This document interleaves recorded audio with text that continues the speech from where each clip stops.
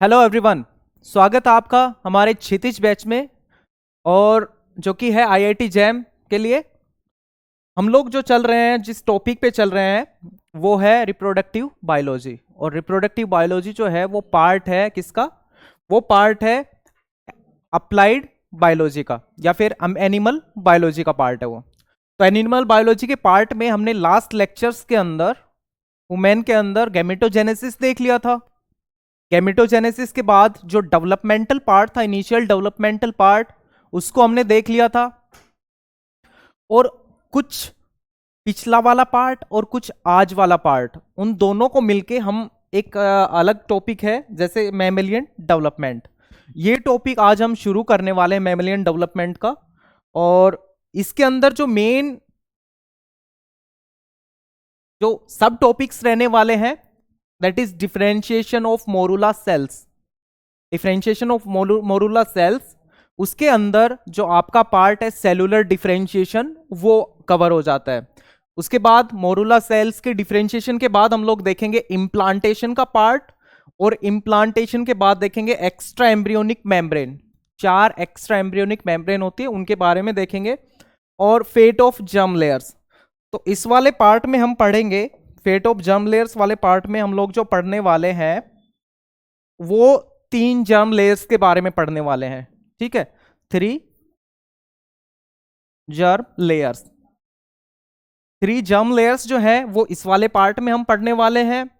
इसमें 4 मेम्ब्रेन्स जो हैं, 4 मेम्ब्रेन्स वो हम पढ़ने वाले हैं। Amnion, chorion, yolk sac and allantois, 4 extra embryonic membrane. Implantation में हम ये देखेंगे कि पहला जो अटैचमेंट होता है एम्ब्रियो का, और एम्ब्रियो भी किस स्टेज के ऊपर? ब्लास्टोसिस्ट स्टेज के ऊपर। तो ब्लास्टोसिस्ट एक पर्टिकुलर टर्म है ब्लास्टूला के लिए, और ब्लास्टोसिस ह्यूमंस के अंदर या मैमेलियन ब्लास्टूला जो होता है उसको बोला जाता है ब्लास्टोसिस्ट। शुरू करते हैं बिल्कुल स्टार्टिंग से। Differentiation of morula cells, mammalian egg and cleavage. ठीक है, ये वाला टॉपिक है। और ये जो टॉपिक है इसके अंदर हम कवर करेंगे डिफरेंशिएशन ऑफ मोरुला सेल्स। तो सबसे पहले ये देख लेते हैं मैमेलियन एग और क्लीवेज। मैमेलियन एग और क्लीवेज हम लोग देख लेते हैं कि मैमेलियन एग जो होता है, मैमेलियन एग सबसे पहले based on the yolk sac के बेसिस पे, और योक सैक के बेसिस पे सबसे पहले अमाउंट ऑफ योक सैक, सबसे पहले अमाउंट ऑफ योक सैक के बेसिस पे अगर हम बात करें मैमेलियन एग्स का, तो वो कैसा होता है? वो होता है माइक्रोलेसिथल।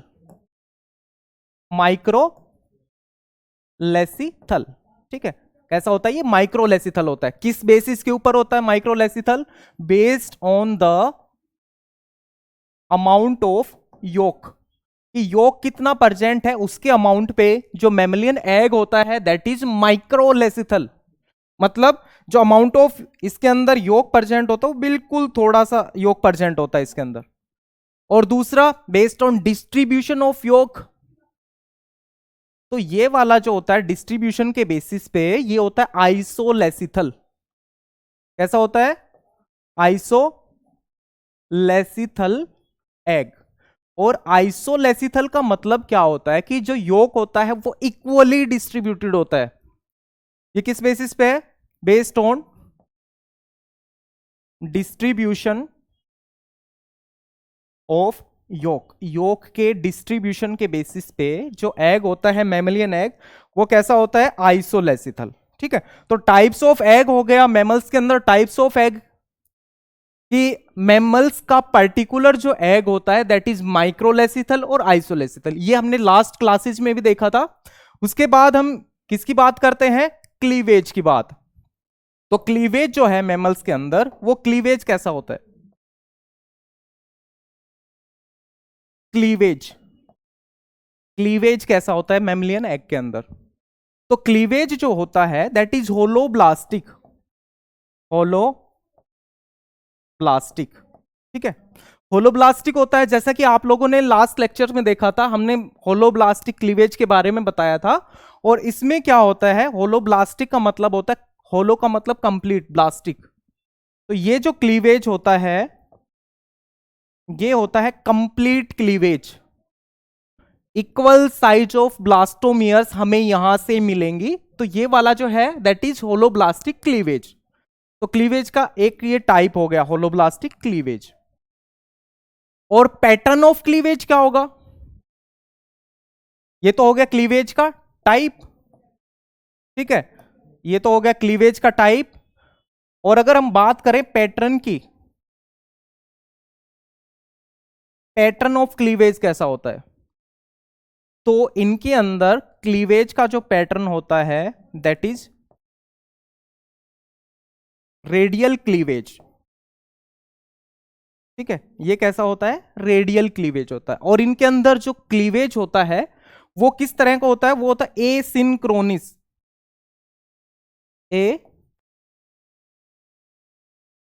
Asynchronous type. एसिंक्रोनस का मतलब क्या होता है कि इस कंडीशन में हमें ओड नंबर ऑफ सेल्स मिलेंगे, we will get odd number of cells. Odd number of cells इसलिए मिलेंगी, जैसे मान लो कि ये दो ब्लास्टोमियर्स हैं, ये जो है ये दो ब्लास्टोमियर्स हैं, इसके अंदर जो क्लीवेज का पैटर्न है, जैसे मान लो इसके अंदर हमें क्या होगा, इसके अंदर कंप्लीट क्लीवेज हो चुकी है और इसके अंदर क्लीवेज होना स्टार्ट हुई है।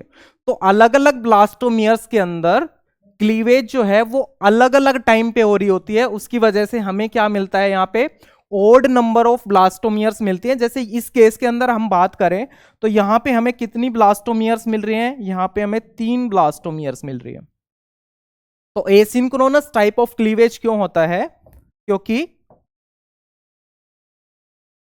डिफरेंट जो सेल्स होती हैं, डिफरेंट ब्लास्टोमियर्स, ठीक है, डिफरेंट ब्लास्टोमियर्स जो है वो डिवाइड कर रही होती हैं, वो क्या कर रही होती हैं, डिवाइड कर रही होती है at different time, at different time. अलग अलग ब्लास्टोमियर्स अलग अलग टाइम पे डिवाइड कर रही होती है। तो ये होता है एसिंक्रोनस टाइप ऑफ क्लीवेज। और एक करेक्टरिस्टिक्स होती है मैमल्स के अंदर, मैमल्स के अंदर जो क्लीवेज होता है, एक तो इसका जो एग होता है वो एनिमल किंगडम के अंदर सबसे छोटा जो एग होता है वो होता है मैमल्स का, ठीक है। तो मैमल्स की हम बात करें, मैमलियन एग, तो ये जो होता है ये होता है स्मॉलेस्ट, सबसे छोटा, smallest egg in animal kingdom, ठीक है, सबसे छोटा ये क्या होता है, एग। और अगर क्लीवेज की बात करें तो एनिमल किंगडम के अंदर सबसे स्लो क्लीवेज होता है किसके अंदर, मैमल्स के अंदर। तो ये क्या हो गया, द स्लोवेस्ट क्लीवेज रेट, क्या होता है, स्लोवेस्ट क्लीवेज रेट जो होता है वो भी किन के अंदर होता है, मैमल्स के अंदर। तो ये हमने देख लिया, पीछे का थोड़ा सा रिवाइज कर लिया हमने कि पीछे लास्ट के में क्या हुआ था, और ये कुछ पॉइंट्स हैं मैमल्स के बारे में कि उनका एग किस तरह का होता है और उनमें क्लीवेज किस तरह की होती है। नेक्स्ट पे चलते हैं हम मोरूला के ऊपर, हम लोग मोरूला स्टेज के ऊपर चलते हैं।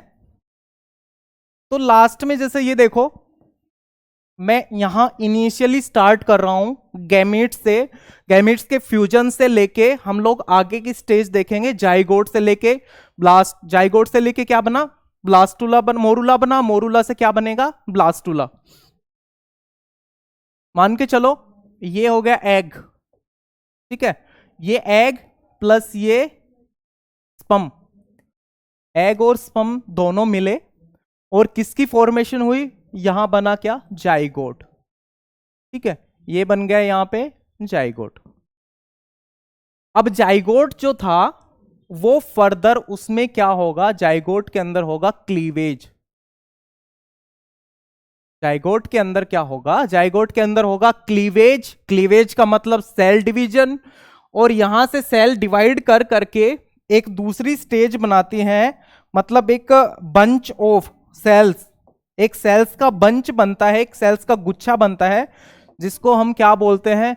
जिसको हम बोलते हैं क्या? मोरूला। ठीक है, इसको क्या बोलेंगे हम? इसको बोलेंगे मोरूला।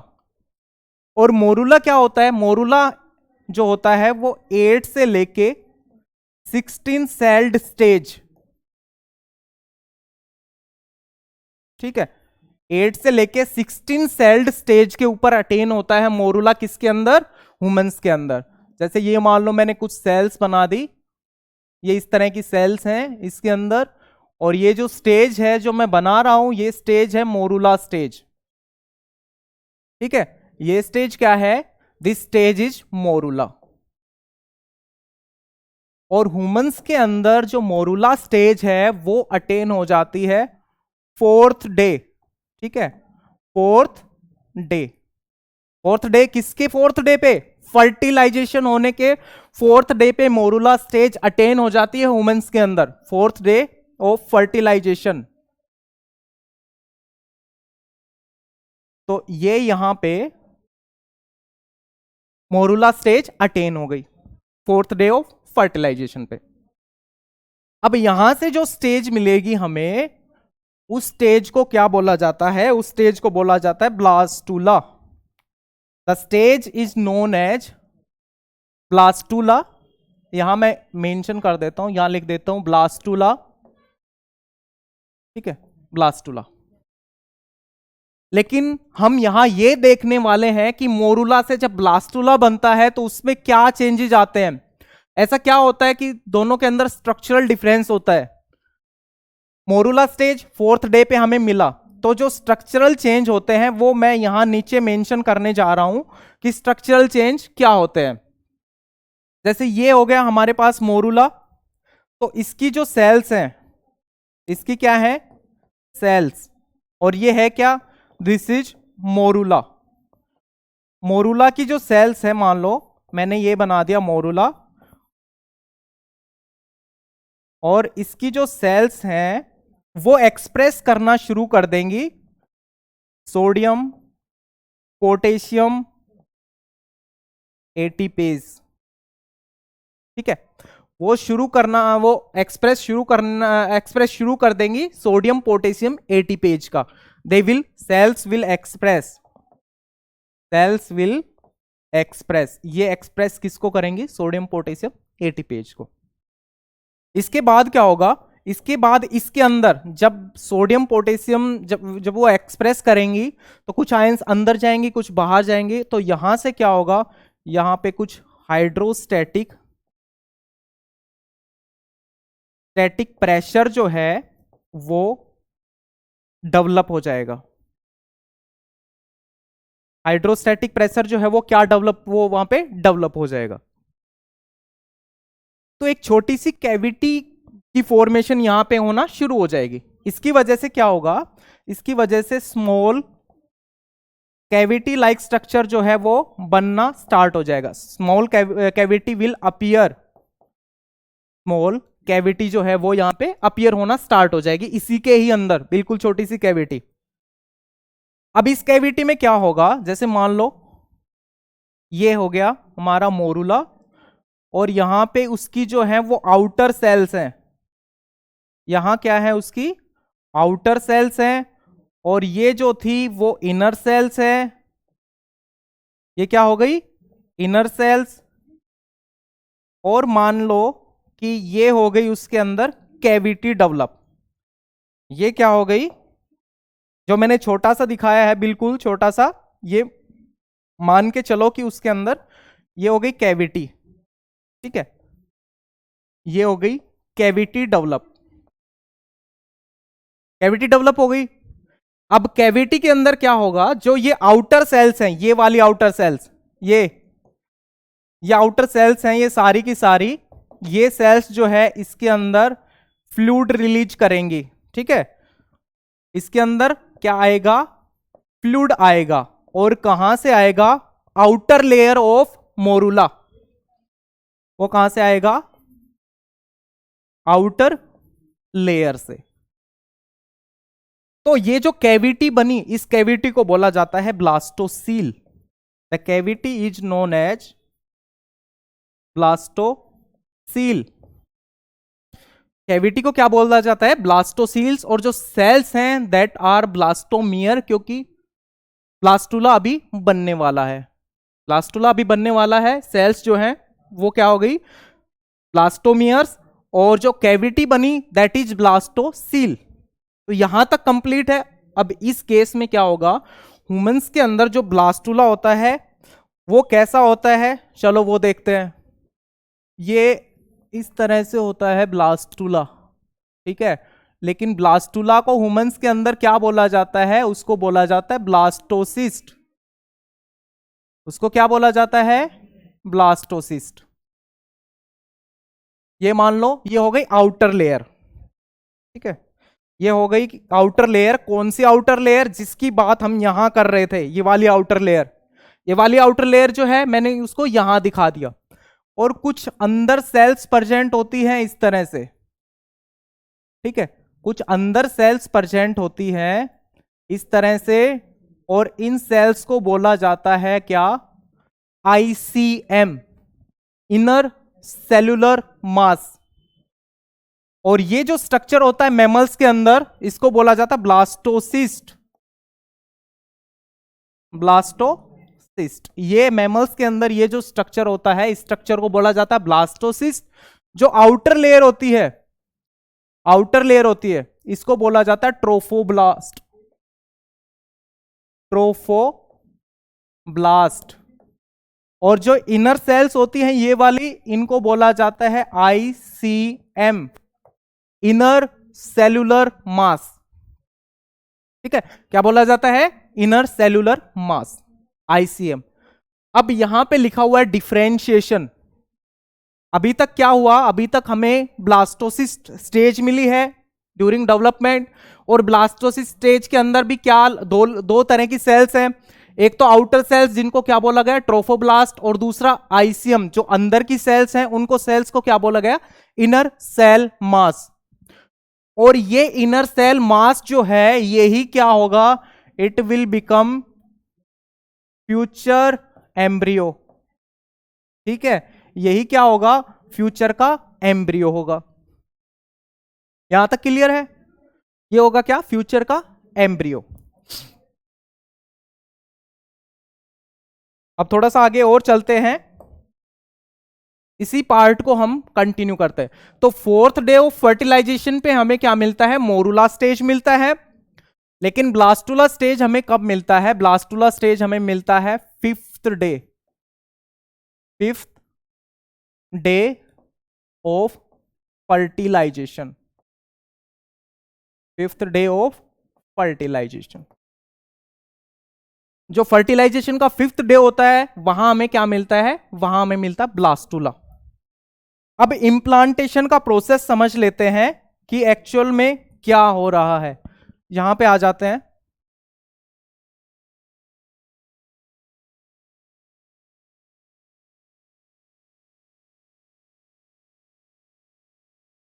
ठीक है, ये मैं बना रहा हूं यूटेरस, ठीक है। ये यूटेरस में बना रहा हूं और हम यहां देखेंगे कि इम्प्लांटेशन जो है वो किस तरह से इम्प्लांटेशन यहां पे हो रहा है। ये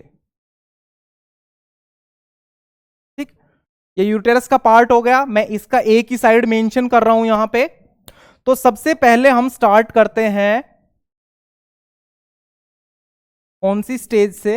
मोरूला से, ठीक है। ये क्या हो गया हमारे पास? ये हो गया morula. This stage is morula. ये स्टेज हमारे पास क्या हो गई? ये स्टेज हमारे पास हो गई मोरूला। और मोरूला के बाद, लेकिन मोरूला के अंदर एक और चीज प्रेजेंट होती है जिसका नाम क्या है? ZP। इसका नाम क्या है? Z और P। ZP का मतलब, हम लोगों ने एग की एक लेयर देखी थी जो एग की खुद की लेयर होती है, और उसका नाम होता है जोना टेल्यूसिडा, ठीक है। ZP क्या है? ZP जो है that is zona pellucida. ZP क्या है? जेडपी है जोना पेल्यूसिडा। तो ये जो है ये किस टाइम पे हमारे पास अटेन हुआ? ये हुआ फोर्थ डे। ये क्या है? ये है fourth day, fourth day of fertilisation. और जेडपी यहां पे क्या करता है? जोना पेल्यूसिडा वो प्रिवेंट करता है इस मोरुला का कांटेक्ट किसके साथ? फीमेल रिप्रोडक्टिव सिस्टम के किसी भी पार्ट के साथ। वो इस एग का कांटेक्ट जो है उसको प्रिवेंट करता है, ताकि ये जो एग है ये इसके अंदर फैलोपियन ट्यूब के अंदर इंप्लांट ना हो जाए। और इस केस को बोला जाता है एक्टोपिक प्रेगनेंसी। अगर ये एग फैलोपियन ट्यूब के अंदर इंप्लांट हो जाए उस केस को बोला जाता है एक्टोपिन प्रेगनेंसी, एक्टोपिक प्रेगनेंसी। तो वो उस चीज को कौन प्रिवेंट करता है? उस चीज को प्रिवेंट करता है जोना पेल्यूसिडा। अब आगे चलते हैं कि फोर्थ डे पे हो चुका है और फिफ्थ डे पे आना है इसको। तो फिफ्थ डे पे हमारे पास क्या होता है? फिफ्थ डे के ऊपर हमें क्या मिल जाता है? यहां पे फिफ्थ डे पे हमें मिल जाता है ब्लास्टोसिस्ट, ये मिलता है। इसी को ही आगे दिखा रहे हैं, लेकिन यहां पे एक चीज और प्रेजेंट है, और वो क्या है? वो है जोना पेल्यूसिडा। ये प्रेजेंट है जोना पेल्यूसिडा। और ये क्या है? ये क्या है? Blastocyst. This one is the blastocyst. और ये रेड में मैंने दिखाई है जोना पेल्यूसिडा। तो ये प्रेजेंट है, और ये किस टाइम पे है? ये है फिफ्थ डे। ये है fifth day of fertilisation. Fertilisation के 5वें दिन पे जो इवेंट हो रहा है वो ये वाला है। इसके बाद सिक्स्थ डे पे क्या होगा? सिक्स्थ डे पे हो जाएगी हैचिंग। ठीक है, सिक्स्थ डे पे क्या हो जाएगा? सिक्स्थ डे पे हो जाएगी हैचिंग। और हैचिंग से मेरा मतलब क्या है कि ये जो है वो इसको जोना पेलस जो जोना पेल्यूसिडा जो मेम्ब्रेन है, जो जोना पेल्यूसिडा मेम्ब्रेन है वहां से ये निकल के आ जाएगा बाहर। क्या? ब्लास्टोसिस्ट। ब्लास्टोसिस्ट यहां से निकल के बाहर आ जाएगा। और इस प्रोसेस को क्या बोला जाता है? इस प्रोसेस को बोला जाता है क्या? हैचिंग। मैं यहां मेंशन कर रहा हूं, अलग कलर में मेंशन कर दे रहा हूं स्टेप्स। तो ये था सबसे पहला स्टेप। उसके बाद ये वाला second step, this one is the third step. और थर्ड स्टेप को क्या बोला जाता है? हैचिंग। यहां से एग जो है वो उसकी क्या हो गई? हैचिंग हो गई। और हैचिंग किसकी वजह से हुई? हैचिंग हुई जो ये आउटर लेयर्स आप देख रहे हो इसकी ब्लास्टोसिस्ट की, जिनको हमने क्या बोला था? ट्रोफोब्लास्ट। ठीक है, ये आउटर लेयर थी किसकी? ब्लास्टोसिस्ट की, जिसका नाम क्या था? ट्रोफोब्लास्ट। तो ट्रोफोब्लास्ट क्या करता है? ट्रोफोब्लास्ट एक ट्रिप्सिन के जैसा एंजाइम रिलीज करता है। ट्रिप्सिन के जैसे एक एंजाइम रिलीज करता है, उस एंजाइम को बोला जाता है strypsin. The enzyme is known as strypsin, and this enzyme will digest zona pellucida. ये एंजाइम जोना पेल्यूसिडा को डाइजेस्ट कर देगा। और जोना पेल्यूसिडा को डाइजेस्ट जब कर देगा और वहां से हमारा ये ब्लास्टोसिस्ट निकल के बाहर आएगा, उस प्रोसेस को बोला जाता है hatching. The process is known as hatching in case of humans. इसको क्या बोला जाएगा? हैचिंग। और हैचिंग के बाद, आफ्टर हैचिंग, ये हमारे पास फिर से क्या आ गया? ब्लास्टोसिस्ट। आप बस इसको अच्छे से समझो कि प्रोसेस क्या हो रही है। आगे की चीजें मैं मेंशन कर दूंगा नेक्स्ट स्लाइड के अंदर कि एक्चुअली इवेंट्स क्या क्या हुए, लेकिन उससे पहले ये सारे के सारे इवेंट्स आप समझो। और ये वाला जो प्रोसेस हुआ था, जो स्टेप थर्ड है, वो है sixth day of fertilisation. Fertilisation के सिक्स्थ डे पे ये प्रोसेस हो रहा है। ब्लास्टोसिस्ट ये हो गई आउटर लेयर, ब्लास्टोसिस्ट की, जिसको हमने क्या बोला, ट्रोफोब्लास्ट। और ये जो लेयर्स है, आउटर लेयर जिसको हमने बोला ट्रोफोब्लास्ट, ये इंटीग्रीन जो है उसका एक्सप्रेशन शो करेंगे। दे विल शो या दे विल एक्सप्रेस इंटीग्रीन्स। ये मैंने क्या बना दिया, इंटीग्रीन बना दिया। तो ये जो ब्लास्टोमियर्स के ऊपर जो स्ट्रक्चर्स हैं, दीज आर इंटीग्रीन। ठीक है, ये क्या है, इंटीग्रीन है। और ये रिकॉग्नाइज किसको करेंगी, ये रिकॉग्नाइज कर लेंगी इसको, कोलेजन को। और कोलेजन कहां से आया है, यहां पे, ये यहां प्रेजेंट है कोलेजन। अगर आपको याद हो कि हमने यूटेरस के अंदर एक सीक्रेटरी फेज बताई थी कि यूटेरस के अंदर एक सीक्रेटरी फेज होती है, किसकी वजह से होती है, प्रोजेस्टेरोन की वजह से। प्रोजेस्टेरोन की वजह से एक सीक्रेटरी फेज होती है, उसके अंदर कार्बोहाइड्रेट सीक्रेट होते हैं। और ये वाला जो यहां पे कार्बोहाइड्रेट है, दैट इज कोलेजन। और कोलेजन जो है वो बाइंड करेगा किसके साथ, इंटीग्रीन के साथ।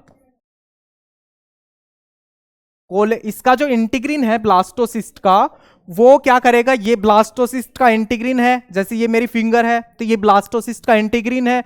और ये ब्लास्टोसिस्ट नीचे की तरफ आ रहा है और यहां प्रेजेंट है कोलेजन, इसका यूटेरस का अंदर, यूटेरस के अंदर कोलेजन प्रेजेंट है।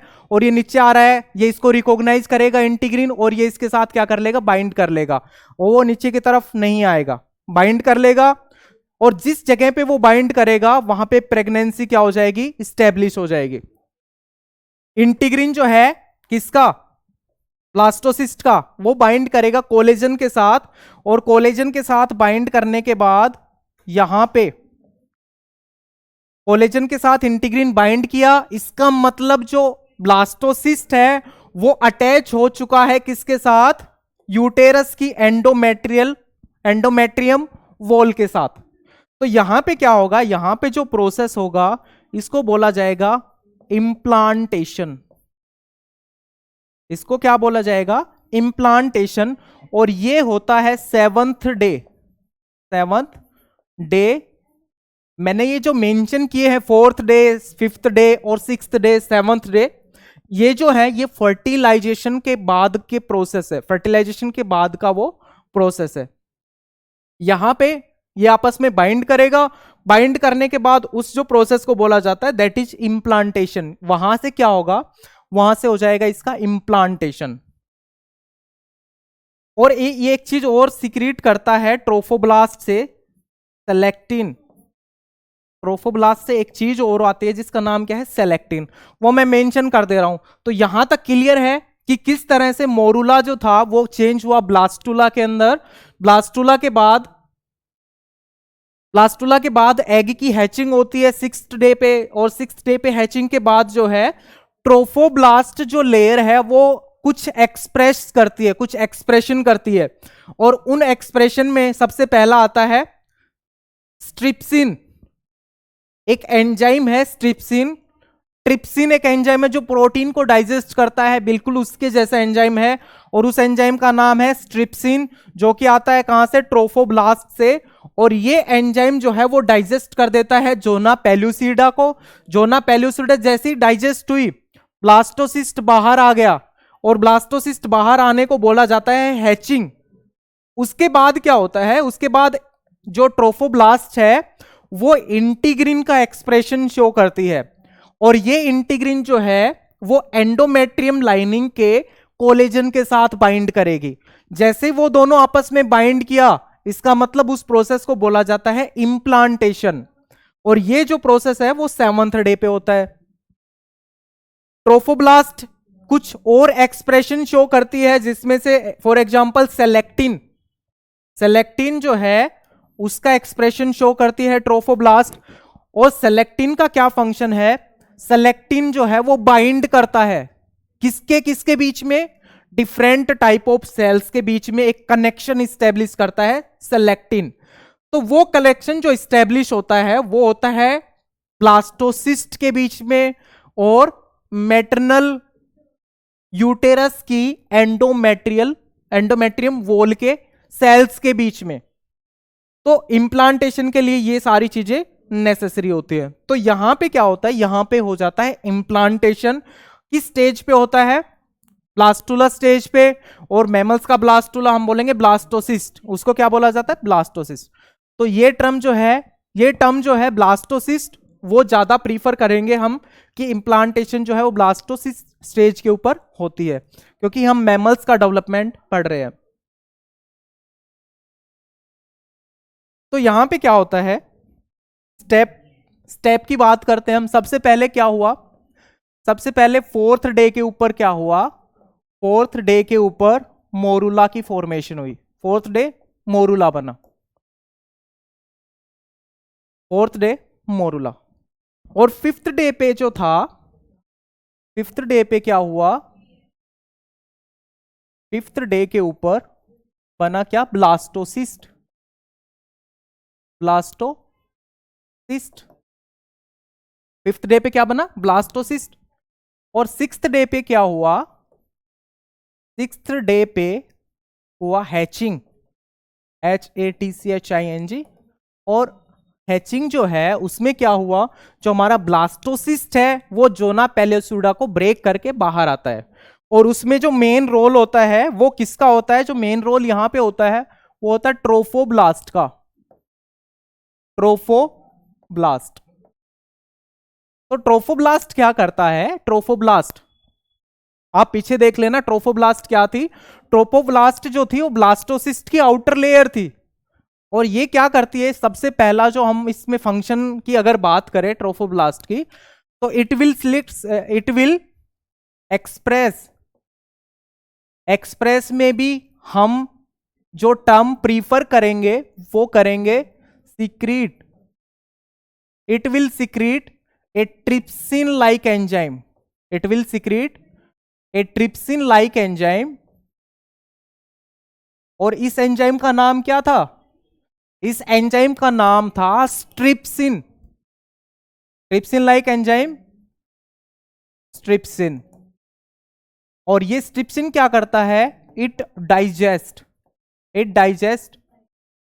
जोना पेल्यूसिडा, ठीक है, it digest zona pellucida, zona pellucida को वो डाइजेस्ट करता है। और ट्रोफोब्लास्ट क्या करता है, ट्रोफोब्लास्ट एक्सप्रेस इंटीग्रीन, इंटीग्रीन को वो एक्सप्रेस करता है। और ये इंटीग्रीन क्या करता है, वो बाइंड करता है किसके साथ, वो बाइंड करता है कोलेजन के साथ। और कोलेजन कौन से कोलेजन, जो एंडोमेट्रियम लाइनिंग जो थी किसकी, यूटेरस की, उसके साथ बाइंड करने में हेल्प करता है। तो it express integrin which bind collagen, जो कि कोलेजन के साथ बाइंड करती है। और कोलेजन कहां होता है, endometrium lining of uterus, uterus की जो एंडोमेट्रियम लाइनिंग होती है वहां पे होता है कोलेजन। और वो कोलेजन सिक्रीट होता है एज ए बाई प्रोडक्ट और as a result of secretory phase of menstrual cycle, secretory phase of uterine cycle of menstrual cycle. Next, trophoblast और क्या करता है, it will express one more thing, जिसका नाम क्या है, selectin, it will express selectin. और सेलेक्टिन जो है वो हेल्प करता है किसके अंदर, helps in making, help in making और एस्टेब्लिश क्या, कनेक्शन किसके बीच में, between two different type of cells, between two different types of cells, ठीक है, दो अलग अलग तरह की सेल्स के बीच में वो क्या करता है, वो एक कनेक्शन इस्टेब्लिश करता है। कौन, ट्रोफोब्लास्ट के द्वारा सिक्रीट किया हुआ या एक्सप्रेस किया हुआ सेलेक्टिन प्रोटीन। उसके बाद नेक्स्ट पे आते हैं, एक चीज मैं यही मेंशन कर दे रहा हूं ट्रोफोब्लास्ट के अंदर, तो जो लेयर होती है कोरियोन, कोरियोन, ठीक है, कोरियोन जो लेयर होती है किसकी, एक्स्ट्रा एम्ब्रियोनिक मेम्ब्रेन। जो एम्ब्रियो के बाहर जितनी भी मेम्ब्रेन बनती है, 4 मेम्ब्रेन बनती है, उसमें से एक मेम्ब्रेन होती है कोरियोन, जो कि एम्ब्रियो को प्रोटेक्ट करती है पूरी तरह से उसकी फॉर्मेशन, कोरियोन फॉर्मेशन। इसके द्वारा होता है कोरियोन फॉर्मेशन। जो ट्रोफोब्लास्ट है वो ही कन्वर्ट होती है किसके अंदर, कोरियोन के अंदर, एक्स्ट्रा एम्ब्रियोनिक मेम्ब्रेन। तो कोरियोन जो क्या है वो क्या है, एक्स्ट्रा एम्ब्रियोनिक मेम्ब्रेन। कोरियोन क्या है, वो है एक्स्ट्रा एम्ब्रियोनिक मेम्ब्रेन। तो यहां मैंने ट्रोफोब्लास्ट के बारे में मेंशन कर दिया कि ट्रोफोब्लास्ट जो है वो क्या क्या हेल्प करता है यहां पे। नेक्स्ट पे आते हैं, ये आगे की तरफ बढ़ते हैं अब हम। तो 4th डे पे मोरुला फॉर्मेशन, 5th डे पे ब्लास्टोसिस, 6th डे पे हैचिंग, और 7th डे पे क्या होता है, 7th day implantation, implantation, 7th day of fertilisation. ये सारे के सारा जो प्रोसेस होता है वो होता है ह्यूमंस के अंदर। ये सारा किसके अंदर होता है, ह्यूमंस के अंदर।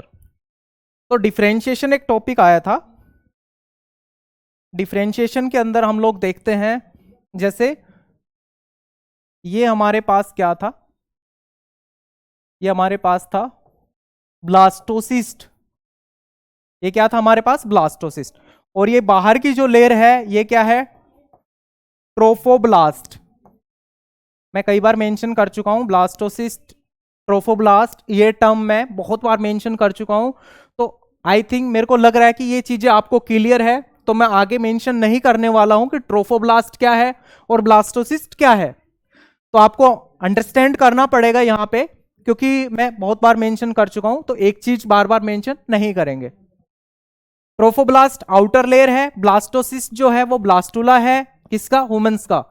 और यहां इसको मैं एक लेयर की फॉर्म में चेंज कर देता हूं, और इसके बीच में जो प्रेजेंट होता है वो एक स्ट्रक्चर जिसको क्या बोला जाता है, आईसीएम, ठीक है।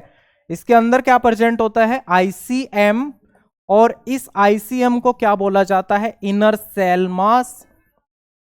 ये हो गया क्या, आईसीएम, ठीक है, ये क्या हो गया, आईसीएम। ओके, ये क्लियर है, आईसीएम। तो अब कौन कौन सी सेल्स जो हैं वो किस तरह की सेल्स में डिफरेंशिएट होंगी, हमें क्या पता कौन सी सेल जो है वो ट्रोफोब्लास्ट बनेगी और कौन सी सेल जो है वो आईसीएम बनाएगी, वो चीज हमें नहीं पता। ये है आईसीएम, इनर सेल्यूलर मास या इनर सेल मास, या मेंशन कर देता हूं इनर सेल मास। और इनर सेल मास जो है यही फ्यूचर का क्या है, एम्ब्रियो है। अब यहां से क्या होगा, चलो एक चीज समझो, नेक्स्ट स्लाइड पे हम लोग चल रहे हैं, तो नेक्स्ट स्लाइड पे आप देखो कि एक्चुअल में क्या हो रहा है। यहां से देखो, अब हम यहां ये बताने वाले हैं कि कौन सी सेल्स जो है वो आईसीएम बनेगी और कौन सी सेल जो है वो क्या बनेगी, ट्रोफोब्लास्ट बनेगी। तो जब मोरुला स्टेज थी, ये हो गई हमारी क्या, मोरुला स्टेज, और मोरुला स्टेज के अंदर कुछ आउटर सेल्स प्रेजेंट होती है और कुछ क्या प्रेजेंट होती है, कुछ इनर सेल्स प्रेजेंट होती है। कुछ क्या होती है, आउटर सेल्स, और कुछ क्या होती है, इनर सेल्स। आउटर सेल्स हो गई और इनर सेल्स हो गई। तो आउटर सेल्स जो है वो कुछ एक्सप्रेशन शो करती है, कुछ प्रोटीन जो कि ट्रांसलेट होके आई है, और वो उनका नाम है CDX2, ठीक है, उसका नाम क्या है, CDX2 और EOMAS। ये दो प्रोटीन जो है उसका एक्सप्रेशन शो करती है, और ये जो है ये एक्सप्रेशन शो करती है OCT4 का, ये एक्सप्रेशन शो करती है नैनोग का, और ये एक्सप्रेशन शो करती है STAT3 का। ठीक है, ये एक्सप्रेशन शो करती है किसका? स्टैट 3 का। ये किसका एक्सप्रेशन शो करती है? स्टैट 3 का। तो आउटर सेल्स कौन सी? ये वाली, ठीक है, ये हो गई क्या? Outer cells. तो आउटर सेल्स जो है वो किस चीज का एक्सप्रेशन शो करती है? दे विल एक्सप्रेस CDX2 और EOMS। और जिन सेल्स के अंदर CDX2 और EOMS का एक्सप्रेशन होगा, उस तरह की जो सेल्स हैं वो डिफरेंशिएट होके क्या बनाएंगी? They will form trophoblast. They will form trophoblast. वो क्या बना देंगे? ट्रोफोब्लास्ट। लेकिन यहां पे क्या होता है ह्यूमंस के अंदर? जैसे ये हो गया, ये क्या हो गया? Blastocyst. This one is the blastocyst. और यहां एक कंडीशन अराइज होती है, उसमें क्या होता है? ये जो ब्लास्टोसिस्ट का जो ICM है, इनर सेल मास है, इसके अंदर एक तरह का मोर्फोजेनेटिक मूवमेंट होता है, और जिसको क्या बोला जाता है? उसको बोला जाता है डीलैमिनेशन। उसको क्या बोला जाता है? डीलैमिनेशन। और डीलैमिनेशन के बाद दो तरह की सेल्स अराइज होती है। इसको बोला गया एपीब्लास्ट। इसको बोला गया क्या? एपीब्लास्ट। और इसको बोला गया hypoblast. Hypoblast, epiblast and hypoblast. तो ऐसी सेल्स जिसके अंदर OCT4, नैनोग एंड STAT3 का एक्सप्रेशन होगा, वो सेल्स क्या बनाएंगी? ICM। वो सेल्स बनाएंगी इनर सेल मास। वो क्या बनाएंगी? Inner cell mass. तो हमारे पास ये क्या है? हमारे पास ये है ब्लास्टोसिस्ट। और ब्लास्टोसिस्ट से हमारे पास क्या है? ट्रोफोब्लास्ट। और ये क्या है हमारे पास? यहां से है ICM, इनर सेल मास। और इनर सेल मास जो है वो फर्दर डिवाइड होके हमें क्या देता है? वो हमें देता है फर्दर डिवाइड होके एक तो एपीब्लास्ट, और दूसरी चीज हमें मिलती है, वो क्या मिलती है? हाइपोब्लास्ट। तो जिस सेल्स के अंदर किसका? CDX2 और EOMS, CDX2 एंड EOMS, इनका एक्सप्रेशन होता है, वो सेल्स जो है वो ट्रोफोब्लास्ट के अंदर कन्वर्ट हो जाती है। और जिसके अंदर OCT4, नैनोग एंड STAT3, उनका एक्सप्रेशन होता है, वो सेल्स कन्वर्ट हो जाती है इनर सेल मास के अंदर। और फर्दर इनर सेल मास जो है वो डिवाइड करता है एपीब्लास्ट और हाइपोब्लास्ट के अंदर। वो किस में डिवाइड करता है? Epiblast and hypoblast. तो हाइपोब्लास्ट जो है, जो हमें मिला क्या? हाइपोब्लास्ट, ये एक लेयर बनाता है, और उस लेयर को बोला जाता है एमनियोन। ठीक है, या फिर हम उसको बोल सकते हैं कि ये हमें जो यहां से हमें मिलता है वो एमनियोटिक एंडोडर्म। ठीक है, amniotic endoderm is the right term for this. तो ICM से हाइपोब्लास्ट मिलता है। हाइपोब्लास्ट जो है वो एमनियोटिक एंडोडर्म जो है वो हमें देती है। और एमनियोटिक एंडोडर्म से जो चीजें डिराइव होती है, वो कुछ एक्स्ट्रा एम्ब्रियोनिक मेम्ब्रेन्स होती है, उसको हम फर्दर आगे देखते हैं। तो आई थिंक ये वाला पार्ट आपको क्लियर है। और ये वाला जो है, ये एक तरह का सेल्यूलर डिफरेंशिएशन होता है। This one is the cellular differentiation. This one is the differentiation. ये क्या है? ये है डिफरेंशिएशन। तो इतना क्लियर है पीछे का और अभी तक का। नेक्स्ट पे हम चलते हैं। नेक्स्ट पे हम देखेंगे कि इसका जब ये जब डिवाइड होती हैं अलग अलग तरह की जो सेल्स हैं, जैसे कि यहाँ पे हमने एपीब्लास्ट देखा, हाइपोब्लास्ट देखा, तो क्या एपीब्लास्ट भी फर्दर डिवाइड होता है या हाइपोब्लास्ट फर्दर डिवाइड होता है, और कौन सा जो लेयर है उससे हमें क्या मिलता है, वो चीज हम देख लेते हैं। मैं यहीं पे ही एक चीज और मेंशन कर देता हूं कि ये जो है, ये ट्रोफोब्लास्ट की अगली जो कंडीशन आती है कि ये किस तरह का बाद में दिखाई देता है, तो इसमें ये हो गया आउटर लेयर ट्रोफोब्लास्ट। ये जो दिख रहा है ना एपीब्लास्ट, एपीब्लास्ट के अंदर क्या होता है, डीलैमिनेशन।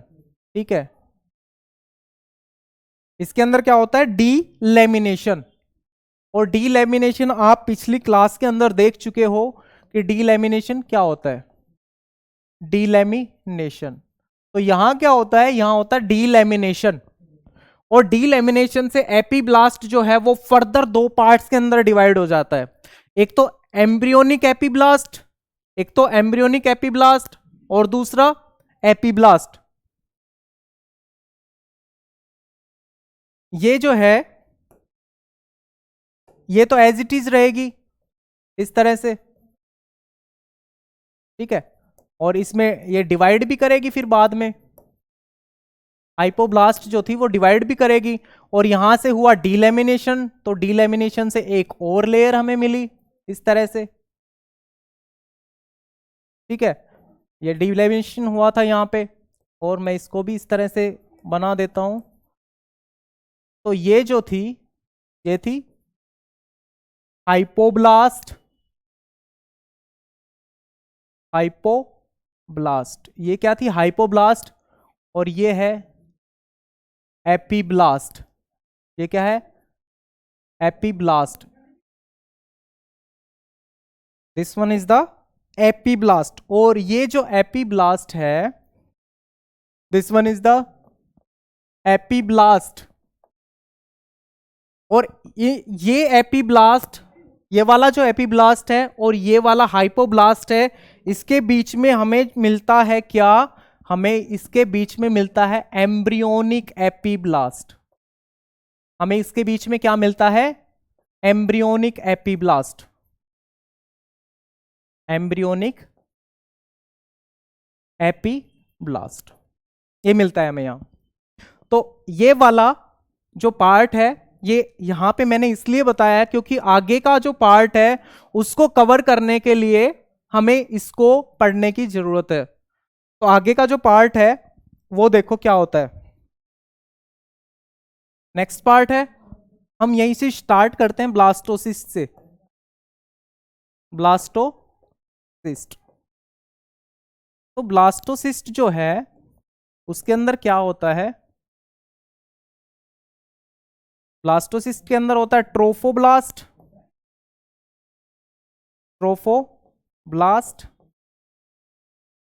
ठीक है, ये होता है क्या, ट्रोफोब्लास्ट। और क्या यहां पे होता है, इनर सेल मास, ट्रोफोब्लास्ट और inner cell mass. Inner cell mass के अंदर क्या होता है, इसमें यहां पे होता है डीलैमिनेशन। यहां क्या होता है, यहां होता है डीलैमिनेशन, और डीलैमिनेशन आपने पढ़ा था, it is A type of gastrulation, ये गैस्ट्रुलेशन का एक टाइप था। तो यहां होता है पहला डीलैमिनेशन, और यहां से हमें मिलता है क्या, एपीब्लास्ट, और क्या मिलता है हमें, यहां से हमें मिलता है हाइपोब्लास्ट। और ये जो हाइपोब्लास्ट है ये बाद में चेंज होता है दो लेयर्स के अंदर, उसका नाम है योक्सैक। उसका नाम क्या है, उसका नाम है योक्सैक एंड एलेंटोइस। उसका नाम क्या है, योक्सैक एंड एलेंटोइस। और ये जो है, ये है एम्ब्रियोनिक एंडोडर्म। ये क्या है, एम्ब्रियोनिक एंडोडर्म। तो योक्सैक और एलेंटोइस जो है ये एक्स्ट्रा सेल्यूलर मेम्ब्रेन है, और इनका ओरिजिन क्या है, इनका ओरिजिन है एम्ब्रियोनिक एंडोडर्म इन ओरिजिन। और ये इनको जो है डिफरेंशिएट कहां से हो रही है, वो हो रही है हाइपोब्लास्ट ऑफ ब्लास्टोसिस्ट। ब्लास्टोसिस्ट के हाइपोब्लास्ट से वो सेल निकल रही है। यहां पे एक और डीलेमिनेशन होता है, तो हमें दो तरह की सेल्स और मिलती है। जहां डीलेमिनेशन हुआ तो 2 लेयर्स हमें और मिली, और उन 2 लेयर्स के अंदर हमें क्या मिला, हमें मिला एम्ब्रियोनिक एपीब्लास्ट। ठीक है, हमें क्या मिला, एम्ब्रियोनिक एपीब्लास्ट, और दूसरा हमें एक और एपीब्लास्ट मिला। ठीक है, हमें क्या मिला, एक और एपीब्लास्ट मिला। और ये एपीब्लास्ट जो है वो कन्वर्ट हो जाएगा किसके अंदर, इस एपीब्लास्ट से जो हमें लेयर मिलने वाली है उस लेयर का नाम है एमनियोन। उस लेयर का नाम क्या है, उस लेयर का नाम है एमनियोन।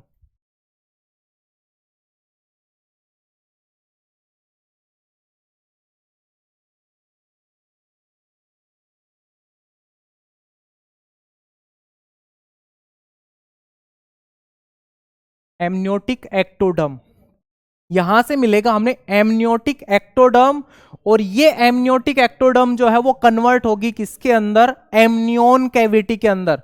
और एमनियोन ये सारी कैविटी में हम लोग नेक्स्ट स्लाइड में मेंशन करेंगे, तो अंडरस्टैंडिंग इजी होगी। लेकिन पहले आप नाम देख लो कि एमनियोटिक एक्टोडर्म, और एमनियोटिक एक्टोडर्म्स के अंदर होता है इनग्रेशन। उसके अंदर क्या होता है, उनके अंदर होता है इनग्रेशन, और इनग्रेशन से जो हमें मिलता है वो मिलता है मीजोडर्म या एक्स्ट्रा एम्ब्रियोनिक, ई एक्स्ट्रा एम्ब्रियोनिक मीजोडर्म। ट्रोफोब्लास्ट जो है, ट्रोफोब्लास्ट में 2 तरह की सेल्स होती है। ठीक है, एक सेल्यूलर या फिर नॉर्मल ट्रोफोब्लास्ट, सेल्यूलर या नॉर्मल ब्लास्टोमियर, और दूसरा इसमें होता है सिनसाइटोट्रोफोब्लास्ट। ठीक है, एक तो होता है नॉर्मल ट्रोफोब्लास्ट और दूसरा होता है सिनसाइटोट्रोफोब्लास्ट। ये दोनों मिलके कैविटी बनाते हैं जिसका नाम होता है कोरियोन। ठीक है, उस कैविटी का नाम क्या होता है, उस कैविटी का नाम होता है कोरियोन। तो हमारे पास कैविटीज जो है वो 4 कैविटी जो है यहां पे आ चुकी है हमारे पास। सबसे पहला कोरियोन, दूसरा ये जो है यहां से आएगा amnion, chorion, yolk sac third and allantois 4। तो 4 एक्स्ट्रा एम्ब्रियोनिक लेयर्स जो हैं वो हमें यहां से मिल जाती हैं। ये इस तरह से डिफरेंशिएशन होता है किसका, ब्लास्टोसिस्ट का। ब्लास्टोसिस्ट का डिफरेंशिएशन हुआ और ये सारी चीज जो है वो हमें मिल जाती है यहां पे। अब सिंसाइटोट्रोफोब्लास्ट क्या होता है, जैसे मान के चलो कि ये मैटरनल टिश्यू है। ये क्या है, मैटरनल टिश्यू। और मैटरनल टिश्यू में भी कौन सा पार्ट है, ये मैटरनल टिश्यू के अंदर ये यूटेरस की एंडोमेट्रियम लाइनिंग है। ओके, क्योंकि इंप्लांटेशन क्या कहां हो रहा है, इंप्लांटेशन हो रहा है यूटेरस के अंदर, और यूटेरस के अंदर जो इंप्लांटेशन हो रहा है वो एंडोमेट्रियम लाइनिंग के साथ जो हमारा ब्लास्टोसिस्ट है वो कांटेक्ट स्टैब्लिश करता है। कांटेक्ट स्टैब्लिश करने के बाद जो मैटरनल टिश्यू है वो उसके ऊपर से आ जाता है। और देखो यहां पे किस तरह की कंडीशन अराइज होती है। ये हमारे पास क्या हो गया, ये हमारे पास हो गया ब्लास्टोसिस्ट। ये हमारे पास क्या हो गया, ब्लास्टोसिस्ट। तो ये मैं लाइट ब्लू कलर के अंदर ये शो कर रहा हूं, ट्रोफोब्लास्ट है ये क्या है, ट्रोफोब्लास्ट। कांटेक्ट हुआ जो हमने पिछले वाली स्लाइड में देखा था, ये देखो, इससे पहले की स्लाइड में देखो, यहां क्या हुआ, यहां कांटेक्ट हुआ, यहां पे कांटेक्ट स्टैब्लिश हुआ जिसको हम क्या बोलते हैं, इंप्लांटेशन। और इंप्लांटेशन हो रहा है 7th डे के ऊपर। 7th डे के ऊपर क्या हुआ, इंप्लांटेशन।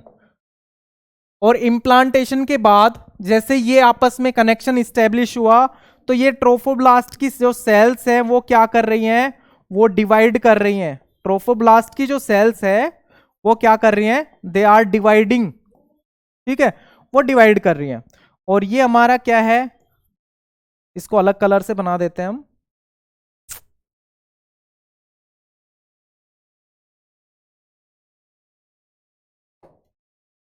ये जो है हमारे पास ट्रोफोब्लास्ट है, मैं इसको वापस से बना दे रहा हूं। और मैंने यहां क्या बोला कि ट्रोफोब्लास्ट की जो लेयर है या जो सेल्स है वो क्या कर रही है, दे आर डिवाइडिंग, वो डिवाइड कर रही है सेल्स। और हमारे पास ये हो गया क्या, ये हो गया आईसीएम, इनर सेल मास का एक पार्ट एपीब्लास्ट, और इसका दूसरा पार्ट दैट इज हाइपोब्लास्ट। ठीक है, ये क्या हो गया, एपी, ये हो गया हाइपो, और ये क्या हो गया, दीज आर डिवाइडिंग। डिवाइडिंग क्या, ट्रोफोब्लास्ट, ट्रोफोब्लास्ट। तो ये जो ट्रोफोब्लास्ट है ये डिवाइड कर रही हैं और मैटरनल टिश्यू के अंदर वो जा रही हैं। आगे वाले कंडीशन में क्या होगा, नेक्स्ट कंडीशन में मैं इसको थोड़ा सा यही मेंशन करना चाहूंगा क्योंकि ये दोनों डायग्राम हम लोगों को साथ ही देखने पड़ेंगे। इसको मैं थोड़ा सा छोटा कर दे रहा हूं। ये वही कंडीशन है, इससे आगे, ये इससे आगे की कंडीशन है इम्प्लांटेशन की। देखो क्या हो रहा है, ये मैटरनल टिश्यू आ गया। मैटरनल टिश्यू के बाद ये कुछ थी क्या हमारे पास, डिवाइडिंग ट्रोफोब्लास्ट की सेल्स, और ये हमारा पूरा क्या था, trophoblast, outer layer of blastocyst, और अंदर क्या है, अंदर है आईसीएम, इनर सेल मास, और इनर सेल मास के नीचे हमारे पास प्रेजेंट है क्या, हाइपोब्लास्ट। Here is hypoblast. लेकिन क्या होता है कि इनके अंदर डिवीजन इतना फास्ट होता है कि ये जो सेल्स हैं ये केवल न्यूक्लियर डिवीजन करना स्टार्ट कर देती हैं। और इसके अंदर न्यूक्लियर डिवीजन तो होता है लेकिन साइटोप्लाज्मिक या सेलुलर डिवीजन जो है वो नहीं हो पाता है। तो एक सिंसिटियल कंडीशन मिलती है। सिंसिटियल का मतलब ऐसी कंडीशन जिसके अंदर मल्टी न्यूक्लियर सेल हमें ऑब्टेन होती है, उसको हमने क्या बोला, उसको हमने बोला सिंसाइटोट्रोफोब्लास्ट। ये वाला तो ये क्या है, दिस वन इज द सिंसाइटोट्रोफोब्लास्ट। सिंसाइटोट्रोफोब्लास्ट, और ये नॉर्मल है, this is you can say cellular trophoblast और नॉर्मल ट्रोफोब्लास्ट। ओके, ये नॉर्मल लेयर। तो ये क्या करता है, ये वाला जो पार्ट है, जो ट्रोफोब्लास्ट का ये वाला पार्ट है, ये बनाता है कोरियोनिक विल्लाई। ये क्या बनाता है, कोरियोनिक विल्लाई, जो कि किसके अंदर इंबेडेड है, मैटरनल टिश्यू के अंदर। ये मैटरनल टिश्यू के अंदर है। और जैसा हमने बोला कि ये क्या बनाएगा, ये वाला पार्ट जो है वो एक लेयर बनाएगा, और उस लेयर का नाम क्या है, कोरियोन। ये वाला पूरा का पूरा जो पार्ट है जो बाहर का दिख रहा है आपको, ये बनाएगा क्या, ये बनाएगा एक लेयर जिसका नाम क्या है, कोरियोन। ये एक एक्स्ट्रा एम्ब्रियोनिक लेयर बनाएगा, कोरियोन। और कोरियोन, जैसा कि आप ये देखो कि जो कोरियोन, ये वाला कोरियोन की लेयर है, इस लेयर ने बाकी सब कुछ, सारी जो चीजें हैं उसको क्या करके रखा है, कवर करके रखा है। और इस कवरिंग के अंदर कौन कौन इंक्लूड है, इसके अंदर फीटस इंक्लूड है, जो हमारा डेवलपिंग फीटस है वो इंक्लूड है, एमनियन इंक्लूड है, और क्या है, एमनियन की लेयर इंक्लूड है, योक्सेक है, एलेंटोइस है, डेवलपिंग फीटस तो है ही।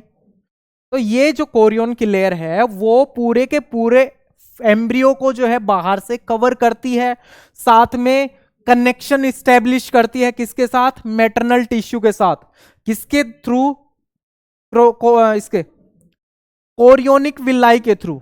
ठीक है, ये कोरियोन है। सिंसिटियोट्रोफोब्लास्ट क्या बनाएगा, it will form chorionic villi, और ये इस तरह से मैटरनल टिश्यू के अंदर इंबेड करता रहेगा, अंदर की तरफ वो जाता रहेगा।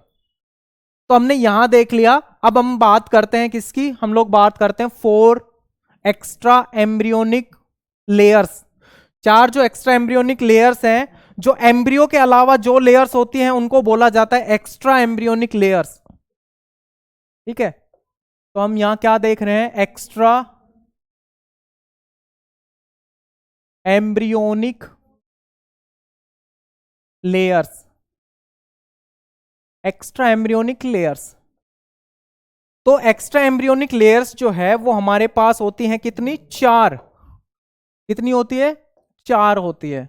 और नाम क्या है, chorion, amnion, yolk sac, yolk sac and allantois, yolk sac and allantois. ये होती हैं 4 एक्स्ट्रा एम्ब्रियोनिक लेयर। इनको हम क्यों पढ़ रहे हैं वो हम आगे देखते हैं।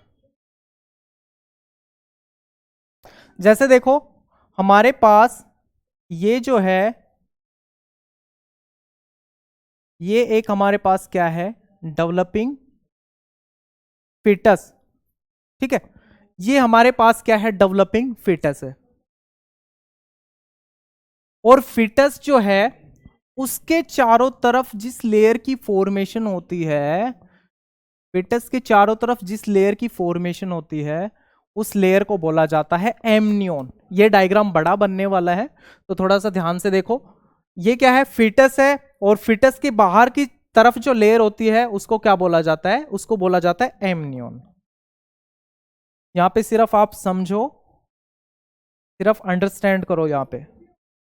और यहां एक लेयर निकलती है जिसको क्या बोला जाता है, इसको बोला जाता है योक्सैक। और इसी का ही प्रोट्रूजन एक होता है दूसरी सेल्स, दूसरी लेयर, जिसको क्या बोला जाता है, एलेंटोइस, योक्सैक एंड एलेंटोइस। अब आगे देखो, आगे का जो पार्ट है वो हमारे पास आ जाता है किसका, इसका, कोरियन का। आगे का जो पार्ट है दैट इज कोरियोनिक पार्ट। और कोरियोनिक पार्ट में भी क्या रहता है, इस तरह से। ठीक है, ये इस तरह का कुछ पार्ट होता है। और यहां जो है ये आप समझ जाओ कि ये मैंने क्या बनाया है। और इसको भी मैं फर्दर, इसको, इस वाले पार्ट को मैं फर्दर थोड़ा सा माइक्रोविलाई बना के दिखा देता हूं। तो सॉरी, ये वाला पार्ट नहीं, देखो ये देखो,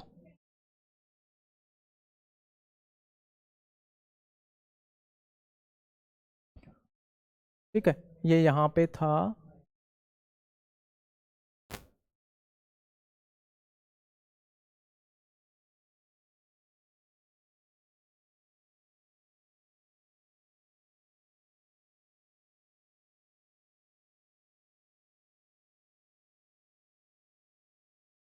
ठीक है, इस तरह का स्ट्रक्चर ये प्रेजेंट होता है। और यहां से जो है दैट इज मैटरनल टिश्यू। एक एक चीज को समझेंगे, दिस वन और this one, this one is maternal tissue, maternal tissue. ये क्या है, मैटरनल टिश्यू। और ये जो स्ट्रक्चर बना, ये बना क्रोनिक विलाई। ये स्ट्रक्चर क्या बना, this one is the chronic villi, chronic villi. ये स्ट्रक्चर क्या हो गया, क्रोनिक विलाई। और ये जो है, ये वाली जो कैविटी है, इस कैविटी को बोला जाता है chorion. This cavity is known as chorion. और बिल्कुल इसके इमीडिएट जो कैविटी होती है, इस कैविटी को बोला जाता है एमनियन। तो यहां पे this one is the amnion. ये कैविटी कौन सी है, एमनियन। तो फीटस के बिल्कुल सराउंडेड कैविटी होती है दैट इज एमनियन। और ये जो ग्रीन कलर में आपको दिख रही है, इसमें से ये वाली जो है, this one is the yolk sac, this one is the yolk sac, and this one is the allantois, yolk sac and allantois. ये हो गई चारों के चारों लेयर्स। सबसे पहले ये एक layer, number 1, number 2, number 3 and number 4। तो 4 लेयर्स के बारे में हमने यहां देख लिया कि किस तरह से वो प्रेजेंट होती है। ये मैटरनल टिश्यू होता है, मैटरनल पार्ट होता है ये, और इसको ऐसे पूरा का पूरा ये कवर्ड रहता है। और इस तरह से मान लो ये वाला जो पार्ट है, ये मान लो मैटरनल पार्ट है, और ये नीचे की तरफ ये यहां पे जो पार्ट होता है मैटरनल पार्ट, वो होता है सर्विक्स, वो होता है सर्विक्स, उसके बाद वेजाइना। ठीक है, सर्विक्स एंड वेजाइना, ये वाला पार्ट होता है। अब yolk sac, allantois, chorion and ये एमनियोन जो है, उन सारों का हम देखते हैं। कोरियन सबसे आउटर लेयर होती है, Korean is the outer most layer, जो पूरे के पूरे इसको फिटस को कवर करती है। और फिटस के इमीडिएट जो लेयर होती है दैट इज एमनियोन। तो सबसे पहले हम बात करते हैं एक एक लेयर की। तो हम देखते हैं एमनियोन। एमनियोन, अब इसके अंदर कुछ चीजें ऐसी होती है कि extra embryonic mesoderm, extra embryonic endoderm और एक्स्ट्रा एम्ब्रियोनिक एक्टोडर्म, वो चीजें हम लोग नहीं देखने वाले हैं, वो हायर लेवल की चीजें हैं। हमारे लिए इतना सफिशिएंट है कि हम लोग ये देखें कि एमनियोन का फंक्शन क्या है, कोरियन का फंक्शन क्या है, योक सैक का फंक्शन क्या है, और एलेंटोइस का फंक्शन क्या है। तो इन सब का जो है वो हम लोग फंक्शन देखने वाले हैं कि इनका क्या क्या फंक्शन है। तो एमनियोन के मेन फंक्शन के अंदर जो है, ये जो है इमीडिएट लेयर है, इमीडिएट लेयर ऑफ फीटस। ठीक है, first layer, first layer that cover foetus, foetus को कवर करने वाली ये सबसे पहली लेयर है। दूसरी बात, it is filled with, it is filled with, इसके अंदर एक लिक्विड भरा रहता है जिस लिक्विड को बोला जाता है एमनियोटिक फ्लूइड। ठीक है, इसको क्या बोला जाता है, इसको बोला जाता है amniotic fluid. It is filled with amniotic fluid. अब एमनियोटिक फ्लूइड की ही बात आ गई, तो इसका ओरिजिन जो होता है एमनियोटिक फ्लूइड का, that is maternal in origin, maternal इसका ओरिजिन होता है। और 8 month of pregnancy, 8 month of pregnancy, 8 महीने की प्रेगनेंसी तक लगभग 1 लीटर एमनियोटिक फ्लूइड जो है वो प्रेजेंट होता है किसके अंदर, एमनियोन के अंदर। अगर ये फ्लूइड जो है लेस देन 500 ml रहेगा, if this fluid is less than 500 ml, तो वहां पे क्या होगा, वहां पे प्रेगनेंसी जो है वो सस्टेन नहीं कर पाएगी, वहां पे प्रेगनेंसी सस्टेन नहीं कर पाएगी, और एम्ब्रियो जो है वो डाई कर जाएगा। ठीक है, pregnancy will not sustain, pregnancy will not sustain, pregnancy यहां पे सस्टेन नहीं हो पाएगी। और क्या है, ये ल्यूब्रिक, इसकी जो स्किन है किसकी, एमनियोन का ही हम कंटिन्यूएशन में चल रहे हैं, एमनियोन, एमनियोन ये जो है ये ल्यूब्रिकेंट प्रोवाइड करता है, lubricant, it acts as lubricant, acts as lubricant, it acts as lubricant और protect the foetal skin, protect skin, skin को ये प्रोटेक्ट करता है। और क्या फंक्शन है, शॉक एब्जॉर्बर का काम करता है कि कोई फिटस को शॉक ना लगे, it acts as shock absorber, it acts as shock absorber, shock absorber के का ये फंक्शन परफॉर्म करता है। और क्या फंक्शन परफॉर्म करता है, it helps in development, it helps in development of gastrointestinal tract and lungs. Lungs और गैस्ट्रो इंटेस्टाइनल ट्रैक की डेवलपमेंट में ये हेल्प करता है। कौन? एमनियोन।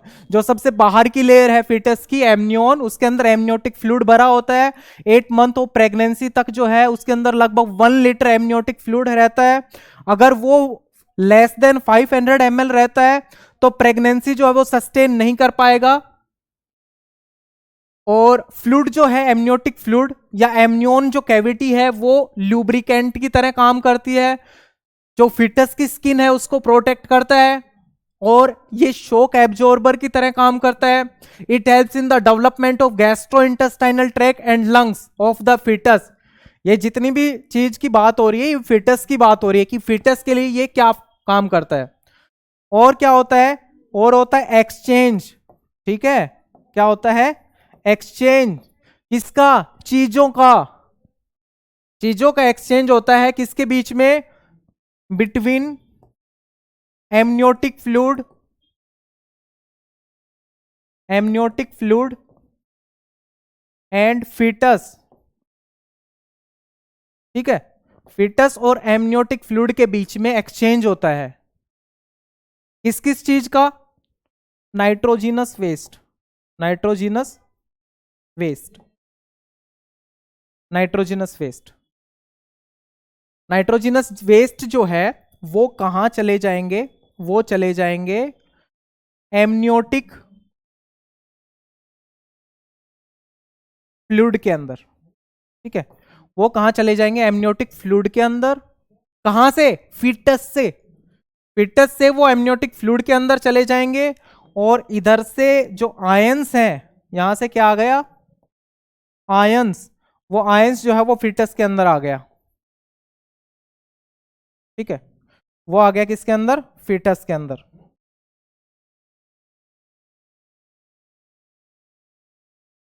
तो यहां तक इसका फंक्शन क्लियर है कि एमनियोटिक जो एमनियोन कैविटी है वो क्या क्या फंक्शंस जो है वो परफॉर्म करती है। तो ये एक्सचेंज हो गया, development of gastro intestinal tract, सबसे important function lubricant, it protect the skin, और इट प्रिवेंट्स डेसिकेशन। ठीक है, ये क्या करता है? It prevent desiccation. ठीक है, डेसिकेशन किसका? ऑफ एम्ब्रियो का। एम्ब्रियो का डेसिकेशन जो है वो प्रिवेंट करता है। डेसिकेशन का मतलब to dry out, to dry out. Embryo जो है वो ड्राई आउट ना हो। अगर डेसिकेशन हो गया तो एम्ब्रियो जो है वो सरवाइव नहीं कर पाएगा। तो ये जो है ये वाली लेयर वो डेसिकेशन जो है एम्ब्रियो का उसको भी क्या करता है? प्रिवेंट करता है। तो this is all about the function of amnion, the first और the immediate extra embryonic layer which protects the embryo और द डेवलपिंग एम्ब्रियो। ये हो गए उसके फंक्शन। अब नेक्स्ट पे जो लेयर आती है, नेक्स्ट लेयर की अगर हम बात करें तो नेक्स्ट लेयर जो है वो है कोरियोन। ठीक है, एमनियोन हो गया, नेक्स्ट लेयर है कोरियोन। कोरियोन, नेक्स्ट लेयर है chorion.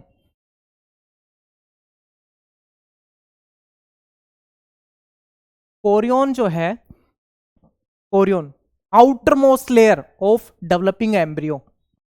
This one is the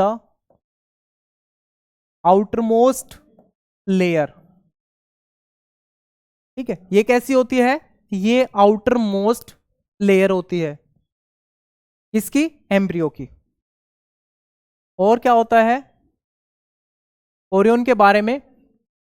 connection establish करती है।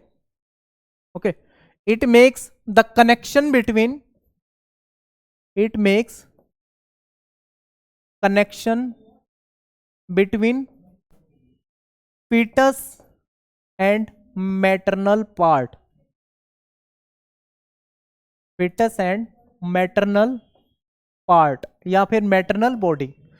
fetus के पार्ट और मैटरनल के पार्ट जो है उसके बीच में वो कनेक्शन स्टैब्लिश करती है, और ये किसकी फॉर्मेशन करती है? प्लासेंटा। ठीक है, इसकी फॉर्मेशन करती है प्लासेंटा की। तो जो ये पूरा का पूरा जो स्ट्रक्चर हमने देखा लास्ट पीछे वाली स्लाइड्स के अंदर, ये वाला जो पूरे का पूरा स्ट्रक्चर देखा, इस स्ट्रक्चर को बोला जाता है क्या? प्लासेंटा। तो प्लासेंटा के अंदर दो लेयर्स जो है वो हेल्प करती हैं, कोरियन और दूसरा एमनियन। कोरियन और एमनियन। तो जो प्लासेंटा होता है वुमेन्स के अंदर वो होता है कोरियो एमनियोनिक प्लासेंटा। ठीक है, तो प्लासेंटा जो है वो किस तरह का होता है? Chorio एमनियोनिक placenta. वुमेन्स के अंदर जो प्लासेंटा होता है वो कैसा होता है? कोरियो एमनियोनिक प्लासेंटा, क्योंकि ये दो लेयर्स जो होती है कोरियन और एमनियन, ये प्लासेंटा की फॉर्मेशन में हेल्प करती है वुमेन्स के अंदर। चलो आगे चलते हैं और देख लो, अभी इसमें कोरियन के बारे में देख लो कि कोरियन जो है, जैसे ये हो गया कोरियोनिक विलाई। ये जो कोरियोनिक विलाई जो होती है मैटरनल ब्लड के अंदर पूरी तरह से वो बात करती रहती है, पूरी तरह से डूबी रहती है, और इनकी वजह से क्या होता है? एक्सचेंज होता है। किसका? मैटरनल ब्लड से। मैटरनल ब्लड से चीजों का एक्सचेंज होता है किसके बीच में? फीटस के बीच में। मैटरनल ब्लड के अंदर ग्लूकोज होता है, गैसेज होती हैं, ठीक है, और भी चीजें होती है इलेक्ट्रोलाइट्स वगैरह, वो सारे के सारे एक्सचेंज हो जाते हैं इसके मदर से फीटस के अंदर। साथ में कुछ एंटीबॉडीज भी होती है। आपने देखा होगा कि फीमेल्स जब प्रेग्नेंट होती है उस टाइम स्मॉल पॉक्स वगैरह की उसको वैक्सीन लगती है उनको। तो वैक्सीन इसलिए लगाई जाती है ताकि उनके अंदर एंटीबॉडी डेवलप हो, और एंटीबॉडी जो है वो यहां से पास होके किसके अंदर आ जाए? फीटस के अंदर आ जाए, ताकि वो किसके अंदर आ जाए? फीटस के अंदर आ जाए एंटीबॉडी। तो जो कोरियन है वो अल्ट्रा फिल्टर की तरह बिहेव करता है। It acts as ultra filter, make placenta. ये प्लासेंटा बनाती है, एक्ट्स एज अल्ट्रा फिल्टर। ठीक है, इसकी तरह काम करता है, ये अल्ट्रा फिल्टर की तरह काम करता है। और यहां से क्या होता है? Gaseous exchange. ठीक है, क्या होता है? गैसियस एक्सचेंज किसके बीच में? मैटरनल ब्लड और फीटस के बीच में। ठीक है, मैटरनल ब्लड और फीटस के बीच में क्या होता है? Gaseous exchange. और क्या मिलता है इसको? न्यूट्रिशन। और क्या मिलता है इसको? न्यूट्रिशन मिलता है। गैसियस एक्सचेंज का मतलब ये हेल्प कर रहा है किसमें? रेस्पायरेशन में हेल्प करता है। किसके रेस्पायरेशन के अंदर?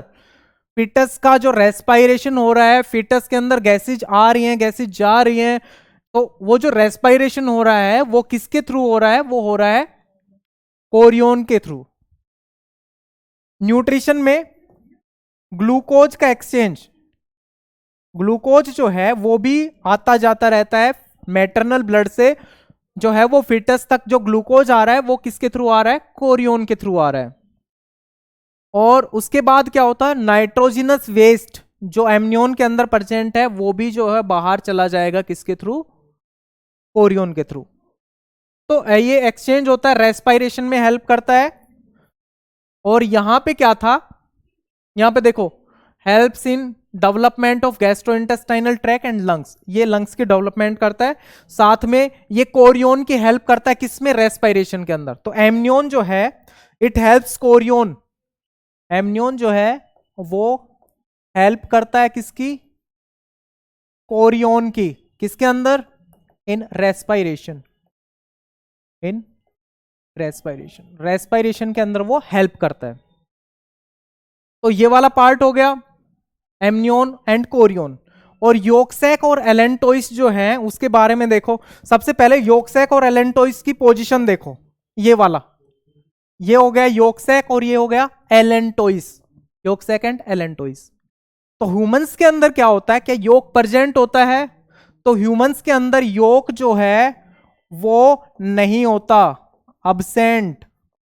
इसके अंदर, ह्यूमंस के अंदर, ह्यूमंस के अंदर योक जो है वो अब्सेंट होता है। तभी तो जो एग होते हैं वो माइक्रोलेसिथल या एलेसिथल होते हैं।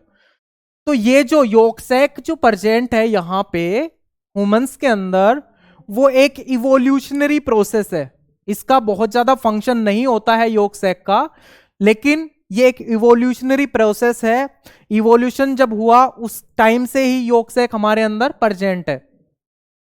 योगसैक जो है वो क्या करता है, योगसैक और ये एलेंटोइस और योगसैक ये बनाते हैं, helps in umbilical cord. Umbilical cord जो होता है ये वाला, जिसको काटा जा, जब बेबी का बर्थ होता है तो जो पेट होता है, जो स्टमक होता है, वहां से एक पाइप लाइक स्ट्रक्चर जो है उसको हम लोग काट के बांध देते हैं। तो वो जो स्ट्रक्चर होता है दैट इज अम्बिलिकल कोड, और उस स्ट्रक्चर के अंदर क्या प्रेजेंट होती है, उसके अंदर ब्लड वेसल्स प्रेजेंट होती है। तो एलेंटोइस जो है ये वाली लेयर, एलेंटोइस ये बाद में अम्बिलिकल कोड की ब्लड वेसल्स बनती हैं, और ये अम्बिलिकल कोड की फॉर्मेशन में ये दोनों की दोनों लेयर्स जो है वो हेल्प करती है। और योगसैक जो है इनिशियली जो प्लासेंटा होता है या डेवलपिंग एम्ब्रियो होता है, उसमें इनिशियली 2 मंथ तक जो है वो हिमेटोपोइसिस नहीं होती, मतलब ब्लड की फॉर्मेशन नहीं होती।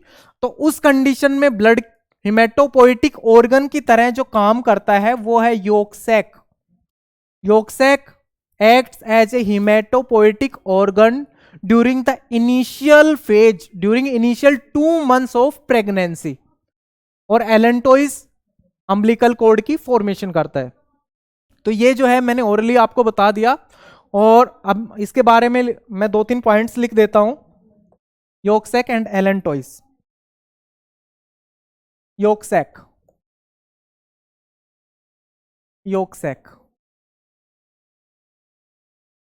योगसैक का जो मेन फंक्शन है, it forms placenta, it form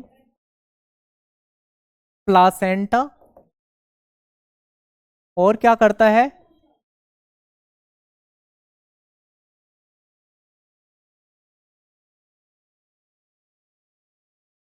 और ये काम करता है, एक्ट एज हिमेटोपोइटिक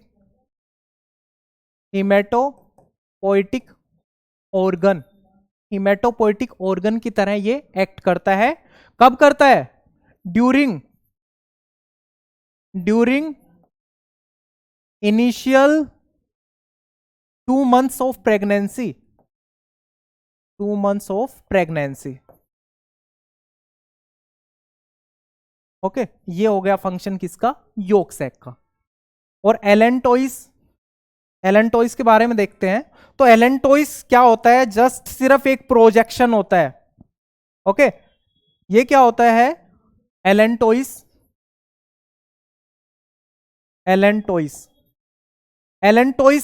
जो है दैट इज ए प्रोजेक्शन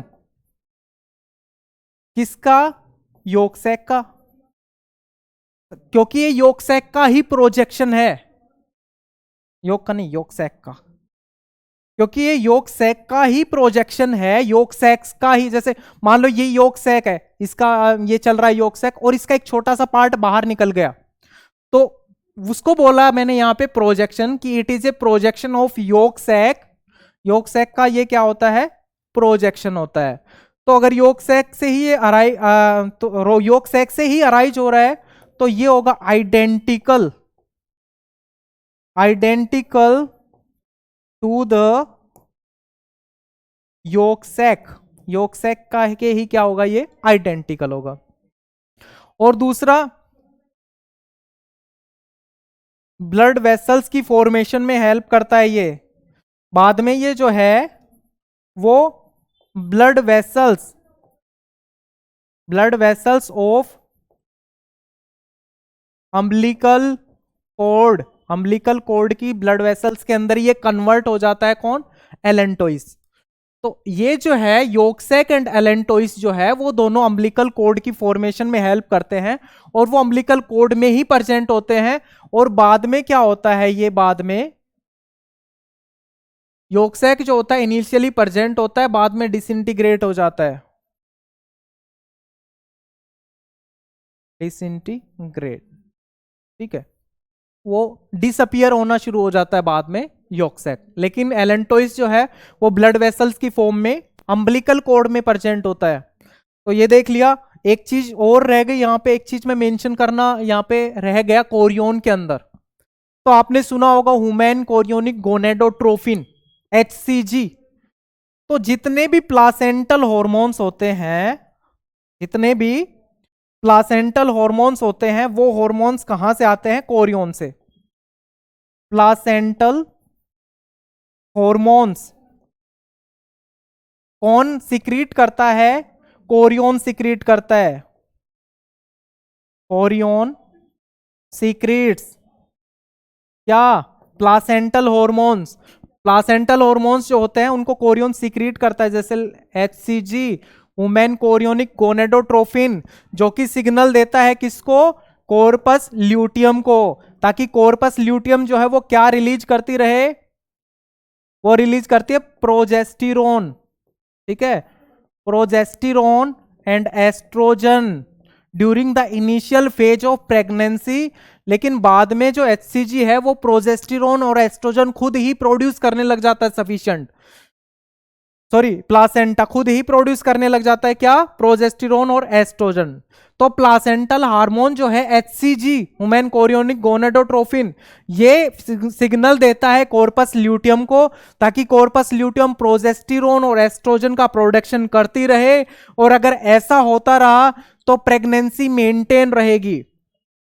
और दूसरा प्लासेंटल हार्मोन हो गया, साथ में जो कोरियन है वो और क्या रिलीज करता है? Progesterone. Progesterone and oestrogen. Progesterone and oestrogen.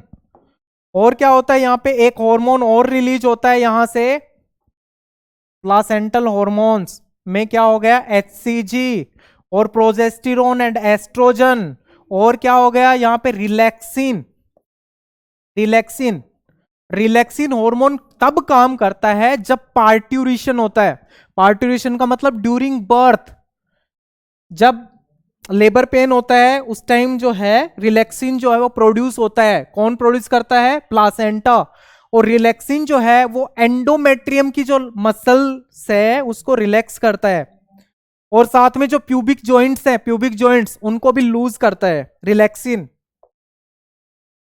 ठीक है, तो यहां पे मैं मेंशन कर देता हूं कोरियन। कोरियन क्या रिलीज करता है? Placental hormones. Placental hormones like HCG, like relaxin, like progesterone,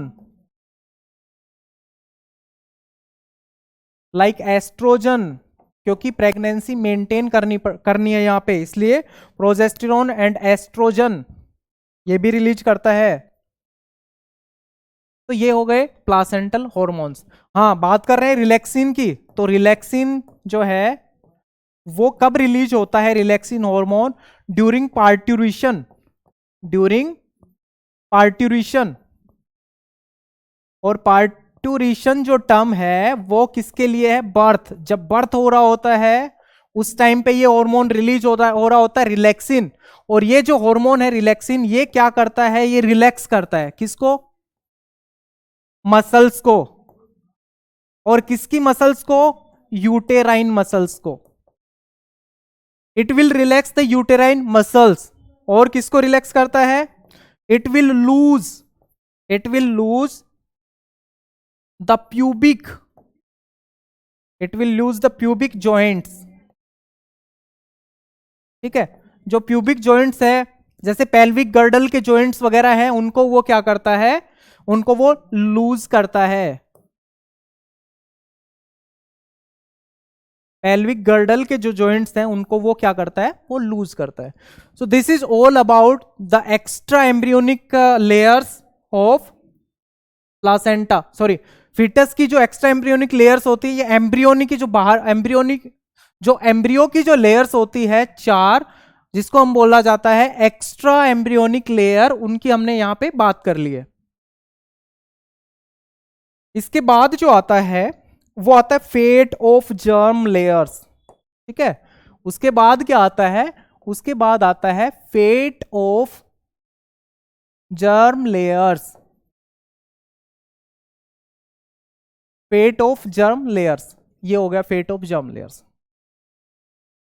तो जर्म लेयर्स जो होती हैं जैसे कि ectoderm, mesoderm and endoderm. Germ layers क्या होती हैं, ectoderm, mesoderm and endoderm, endoderm. तो ये जो है हमारे पास 3 जर्म लेयर्स होती है, एक्टोडर्म, मीजोडर्म एंड एंडोडर्म। और ये जर्म लेयर्स कहां से आती है, ये आती है ICM से, इनर सेल्यूलर मास।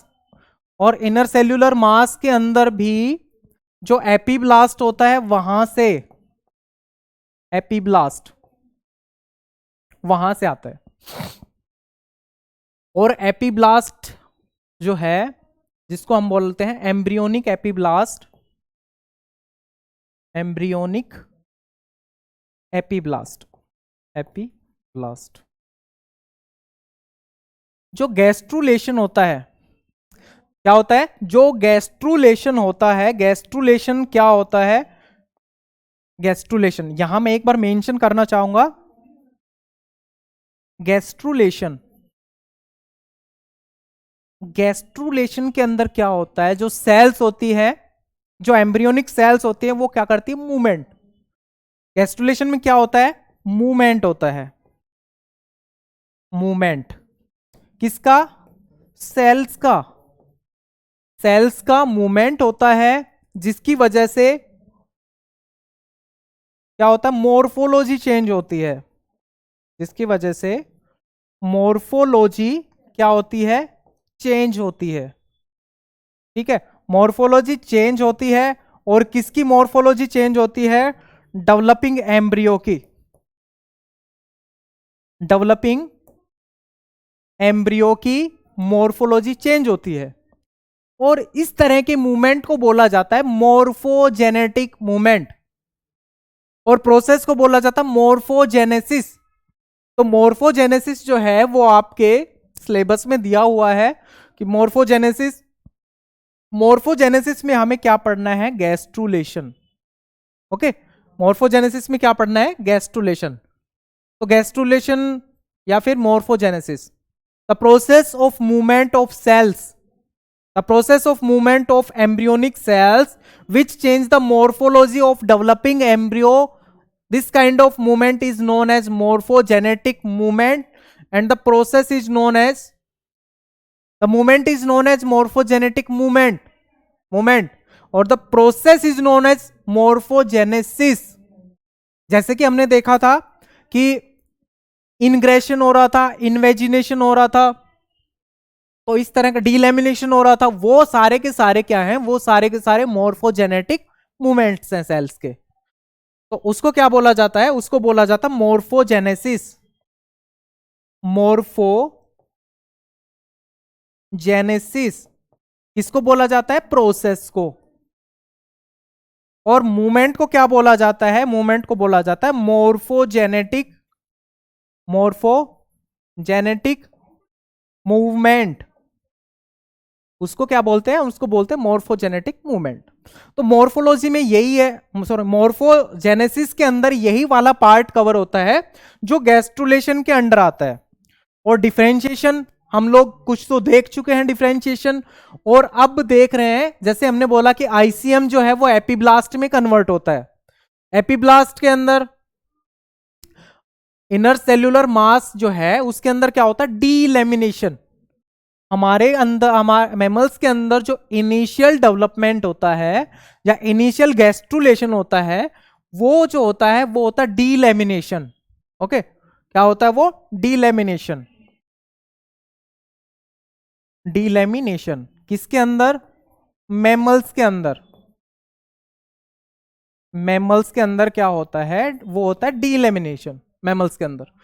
और जब ये सारा प्रोसेस चल रहा होता है, ड्यूरिंग दिस प्रोसेस की सेल्स जो हैं वो डीलेमिनेट हो रही है, जैसे कि हमने गैस्ट्रुलेशन में पढ़ा था, या इन्वेजिनेशन अंदर की तरफ मूव कर रही है, इंग्रेशन टूट के नीचे आ रही है, तो वो सारे मोर्फोजेनेटिक मूवमेंट होके एम्ब्रियोन की मोर्फोलॉजी चेंज करते हैं और सेल्स का बिहेवियर चेंज हो जाता है। तो यहां पे और क्या चीज होती है, सेल्स जो होती हैं उनका बिहेवियर जो है वो चेंज हो जाता है। काफी बार क्या होता है कि जो आउटर सेल्स, जो आउटर लेयर होती है, जो एक्टोडर्म बना रही होती है, वो अंदर जाके मीजोडर्म बनाना शुरू कर देती है, तो इस तरह के मूवमेंट को मोर्फोजेनेटिक मूवमेंट बोलते हैं। और इसमें सेल्स का बिहेवियर चेंज होता है, एम्ब्रियो की मोर्फोलॉजी चेंज होती है, एम्ब्रियो का शेप चेंज होता है, तो वो उस तरह के मूवमेंट को बोला जाता है morphogenetic movement, and the process is known as morphogenesis. और जो रिजल्ट आता है मोर्फोजेनेसिस का, ठीक है, जो रिजल्ट आता है किसका, मोर्फोजेनेसिस का, मोर्फोजेनेसिस का, तो सेल्स जो है भाई, स्टार्ट तो इनर सेल मास से ही हुआ था, यहां से स्टार्ट तो इनर सेल मास से ही हुआ था, वो एक तरह की सेल्स थी। जैसा कि हमने पीछे देखा कि इनके अंदर 3 तरह के एक्सप्रेशन हो रहे थे, OCT4 के, नैनोग के, STAT3 के, तो ये सेल्स तो एक तरह की थी, लेकिन इनमें मोर्फोजेनेटिक मूवमेंट हुआ, और मोर्फोजेनेटिक मूवमेंट का रिजल्ट क्या आया कि सेल्स जो है वो एक्टोडर्म बनी, मेसोडर्म बनी, और क्या बनी, एंडोडर्म। और इन्हीं 3 लेयर से क्या बनता है, इन्हीं 3 लेयर से होल ऑर्गेनिज्म की फॉर्मेशन होती है, ठीक है। Whole organism will form from these 3 germ layers, ectoderm, mesoderm and endoderm. अब हम ये देखेंगे कि एक्टोडर्म से क्या बनता है, मेसोडर्म से क्या बनता है, और एंडोडर्म से क्या बनता है। स्टार्ट करते हैं एक्टोडर्म से। सबसे पहले स्टार्ट कर रहे हैं हम लोग एक्टोडर्म से, और देखेंगे कि एक्टोडर्म से क्या बन रहा है। एक्टोडर्म, ठीक है, एक्टोडर्म से क्या बनेगा, तो सबसे पहले हम मेंशन करते हैं एक्टोडर्म से बनेगा स्किन एपिडर्मिस।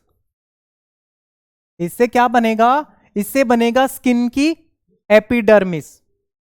और क्या बनेगा इससे, और बनेगा epidermal derived glands, epidermal derived glands. और इनके अंदर कौन से ग्लैंड्स आते हैं, इनके अंदर आते हैं स्वेट ग्लैंड्स। इनके अंदर क्या आते हैं, इनके अंदर स्वेट ग्लैंड्स आते हैं, और स्वेट ग्लैंड्स के साथ इनके अंदर सैलिवरी ग्लैंड्स, ठीक है, सलीवरी ग्लैंड्स। और सलीवरी ग्लैंड्स में भी स्पेसिफिक पैरोटिड,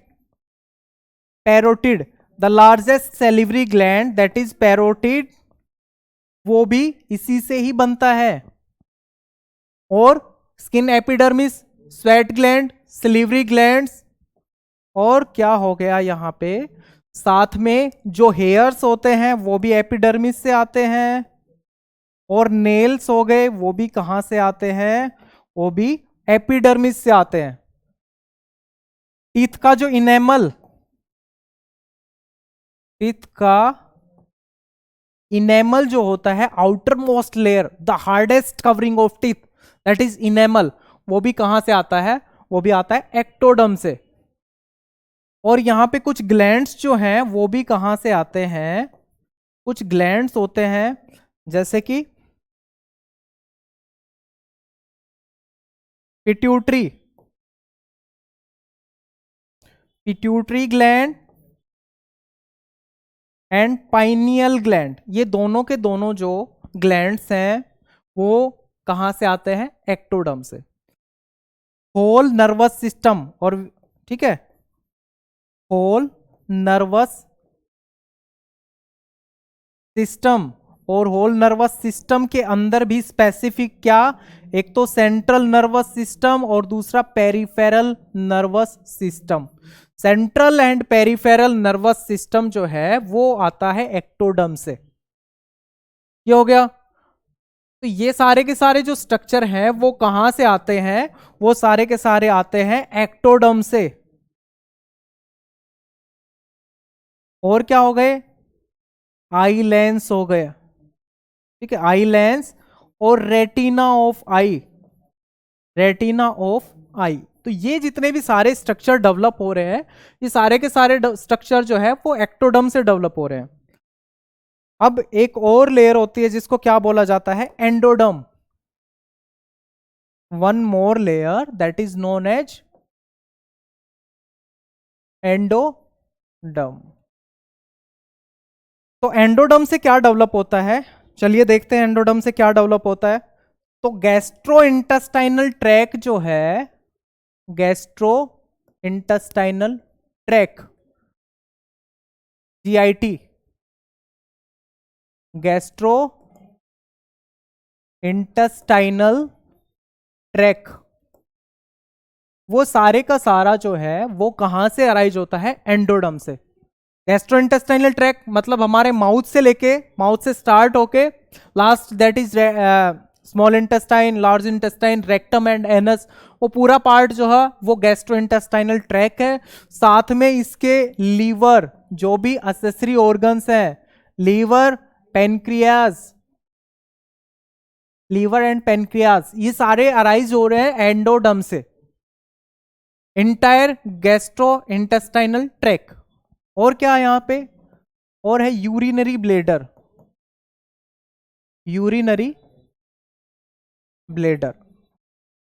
ये भी कहां से अराइज हो रहा है? ये भी अराइज हो रहा है एंडोडर्म से। Gastro intestinal track, urinary bladder, और क्या? रेस्पायरेटरी ट्रैक, रेस्पायरेटरी ट्रैक, ये भी जो है, प्लस लंग्स, इसके अंदर लंग्स भी इंक्लूड हैं, वो सारे के सारे अराइज होता है एंडोडर्म से। अब क्या बचता है? अब हमारे पास बचता है मेसोडर्म। अब हमारे पास जो पार्ट बचता है दैट इज मेसोडर्म, मेसोडर्म। तो जो सारे के सारे बच गए, जितने भी हमारे ऑर्गन्स बचे हैं, ऑर्गन सिस्टम बचे हैं, वो सारे के सारे किससे डिराइव हो जाएंगे? मेसोडर्म से। देखते हैं कौन कौन से हैं। एक तो सबसे पहले आ गए एक्सक्रीटरी ऑर्गन, एक्सक्रीटरी ऑर्गन्स, किसको छोड़ के? यूरिनरी ब्लैडर को छोड़ के। ठीक है, हमारा जो एक्सक्रीटरी सिस्टम है इसके अंदर इंक्लूड किडनी,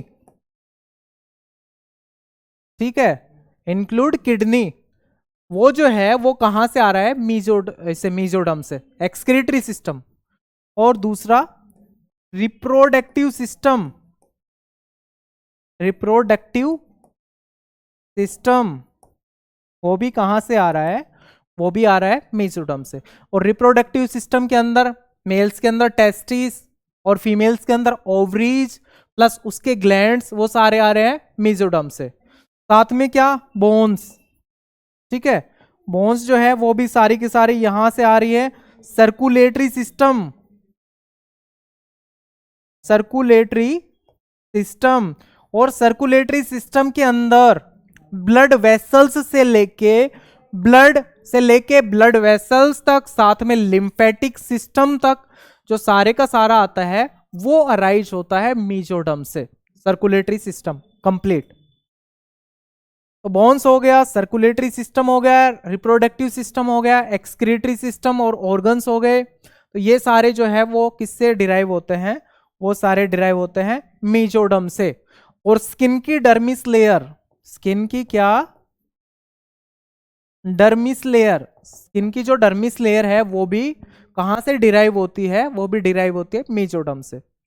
और क्या क्या बचा है यहाँ पे? देखो, एक्सक्रीटरी सिस्टम हमने देख लिया, रिप्रोडक्टिव सिस्टम देख लिया, सर्कुलेटरी सिस्टम देख लिया, इसमें इंक्लूड हार्ट भी, ये सारा जो है वो मेसोडर्म से डिराइव्ड है। सर्कुलेटरी सिस्टम के अंदर जैसे मैंने बोला blood vessels plus lymphatic system, वो भी इसी के ही अंडर में आएगा, ठीक है, वो भी इसके अंदर ही आएगा। और टीथ के जो अंदर के पार्ट है इनेमल के बाद के डेंटाइन वाला जो पार्ट है, टीथ के डेंटाइन, टीथ के डेंटाइन वो जो है वो भी कहां से अराइज होते हैं, वो भी अराइज होते हैं मेसोडर्म से। तो ये यहां से कवर हो जाता है कि एक्टोडर्म से क्या बनता है, एंडोडर्म से क्या बनता है, मेसोडर्म से क्या बनता है। तो ये सारे आप लोग देख लेना, ठीक। एक्टोडर्म, मेसोडर्म, एंडोडर्म से क्या बनता है, और ये जो है इसी को ही बोलते हैं एम्ब्रियोन। ये जो एम्ब्रियो से सारी की सारी जो लेयर्स होती है इसी से कंप्लीट एम्ब्रियो की फॉर्मेशन हो जाती है। तो यहाँ पे हमारा जो पार्ट कवर होता है इसमें हमने सेल्यूलर डिफरेंशिएशन भी देख लिया कि ये सेल्स किस किस में कन्वर्ट होती है, ये सेल्स किस किस में कन्वर्ट करती है, मेसोडर्म ये किस में कन्वर्ट करती है। उसके बाद हमने इनर जो ब्लास्टोसिस्ट था उसमें भी हमने देखा कि ब्लास्टोसिस्ट की पर्टिकुलर लेयर कौन सी ट्रोफोब्लास्ट में कन्वर्ट हो रही है और कौन सी इनर सेल्यूलर मास में कन्वर्ट हो रही है। तो ये वाला पूरा कंप्लीट पार्ट हो जाता है। इसमें हमने मॉर्फोजेनेसिस भी देख लिया और सेल्यूलर डिफरेंशिएशन भी देख लिया। तो ये जो मैमेलियन डेवलपमेंट वाला जो पार्ट था जो अभी आपका ये कवर किया है आज की क्लास में, इसमें ये जो पार्ट है ये किसके अंडर आ रहा है, ये मॉर्फोजेनेसिस एंड सेल्यूलर डिफरेंशिएशन के अंडर आता है। तो ये इंपॉर्टेंट टॉपिक था आज का, और यहां से डेवलपमेंट वाला जो पार्ट है वो कवर हो जाता है हमारा पूरा। डेवलपमेंट का पार्ट जो है यहां पूरा कवर होता है। तो आप डीपीपी से क्वेश्चन सोल्व कर लीजिए और उसके बाद आप रिवाइज करना ना भूलें बिल्कुल भी। ये वाला मैंने पार्ट करवा दिया है। अगर बाय चांस कुछ पार्ट बचता है तो आप रिवाइज करें, और कुछ अगर पार्ट बचता है तो मैं उसको डीपीपी में डालने वाला हूं। पार्ट कोई बचता है इसका मतलब ये नहीं है कि आपका टॉपिक छूट रहा है, आपका टॉपिक नहीं छूटेगा। फॉर एग्जाम्पल मैं बता रहा हूं, जैसे मान लो हमने एक्टोडर्म, एंडोडर्म, मेसोडर्म देखा, तो ये जो एंडोडर्म है सपोज करो यहां से कुछ एक चीज मिस हो गई, मैं उसको डीपीपी में डालने वाला हूं, और बाकी मैंने इसको पूरा कवर कर दिया है ये वाले पार्ट को।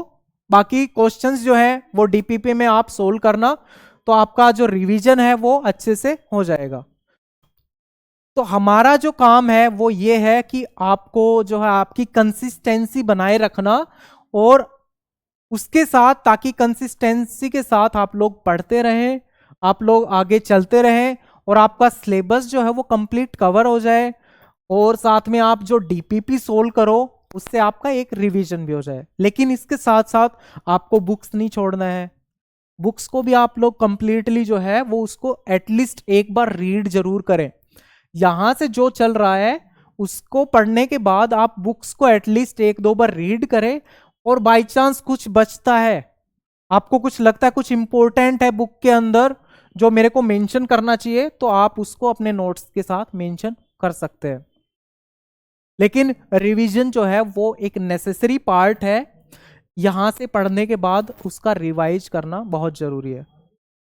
तो ये पार्ट कवर हो जाता है। इसके बाद बहुत इंटरेस्टिंग टॉपिक स्टार्ट होने वाला है, दैट इज एंडोक्राइन सिस्टम।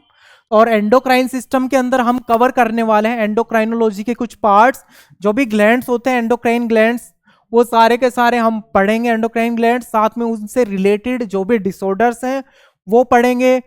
और मेन कंट्रोलिंग जो पार्ट है इसका सेंटर, इसका एंडोक्राइनोलॉजी में मेन कंट्रोलिंग जो पार्ट है लाइक हाइपोथैलेमस, पिट्यूटरी, वो वहां से शुरू करके हम लोग लास्ट तक जाएंगे जितने भी एंडोक्राइन ग्लैंड्स हैं। तो लास्ट में मैं यही बोलना चाहूंगा कि आपको लेक्चर, आई होप कि आपको लेक्चर पसंद आया होगा। हम लोग कंटिन्यू रखेंगे, बस आप लोग स्किप मत करिए कोई भी क्लास, कंटिन्यूएशन में पढ़ाई करते रहें, और वीकेंड पे रिवीजन करना ना भूलें। जितना भी वीक पे एक पार्ट कवर हो रहा है उसको रिवाइज करना बिल्कुल भी ना भूलें। अगर आपको लग रहा है कि एमसीक्यूज और सोल्व करने चाहिए, मार्केट से कोई एमसीक्यू की अच्छी सी बुक उठाओ और उसको कवर करना स्टार्ट करो। तो मोटिवेटेड रहिए, बिल्कुल कंसिस्टेंटली मोटिवेटेड रहिए और प्रैक्टिस करते रहिए। मिलते हैं हम लोग, आपसे रूबरू होते हैं नेक्स्ट लेक्चर में। तब तक के लिए थैंक यू, मिलते हैं नेक्स्ट लेक्चर में।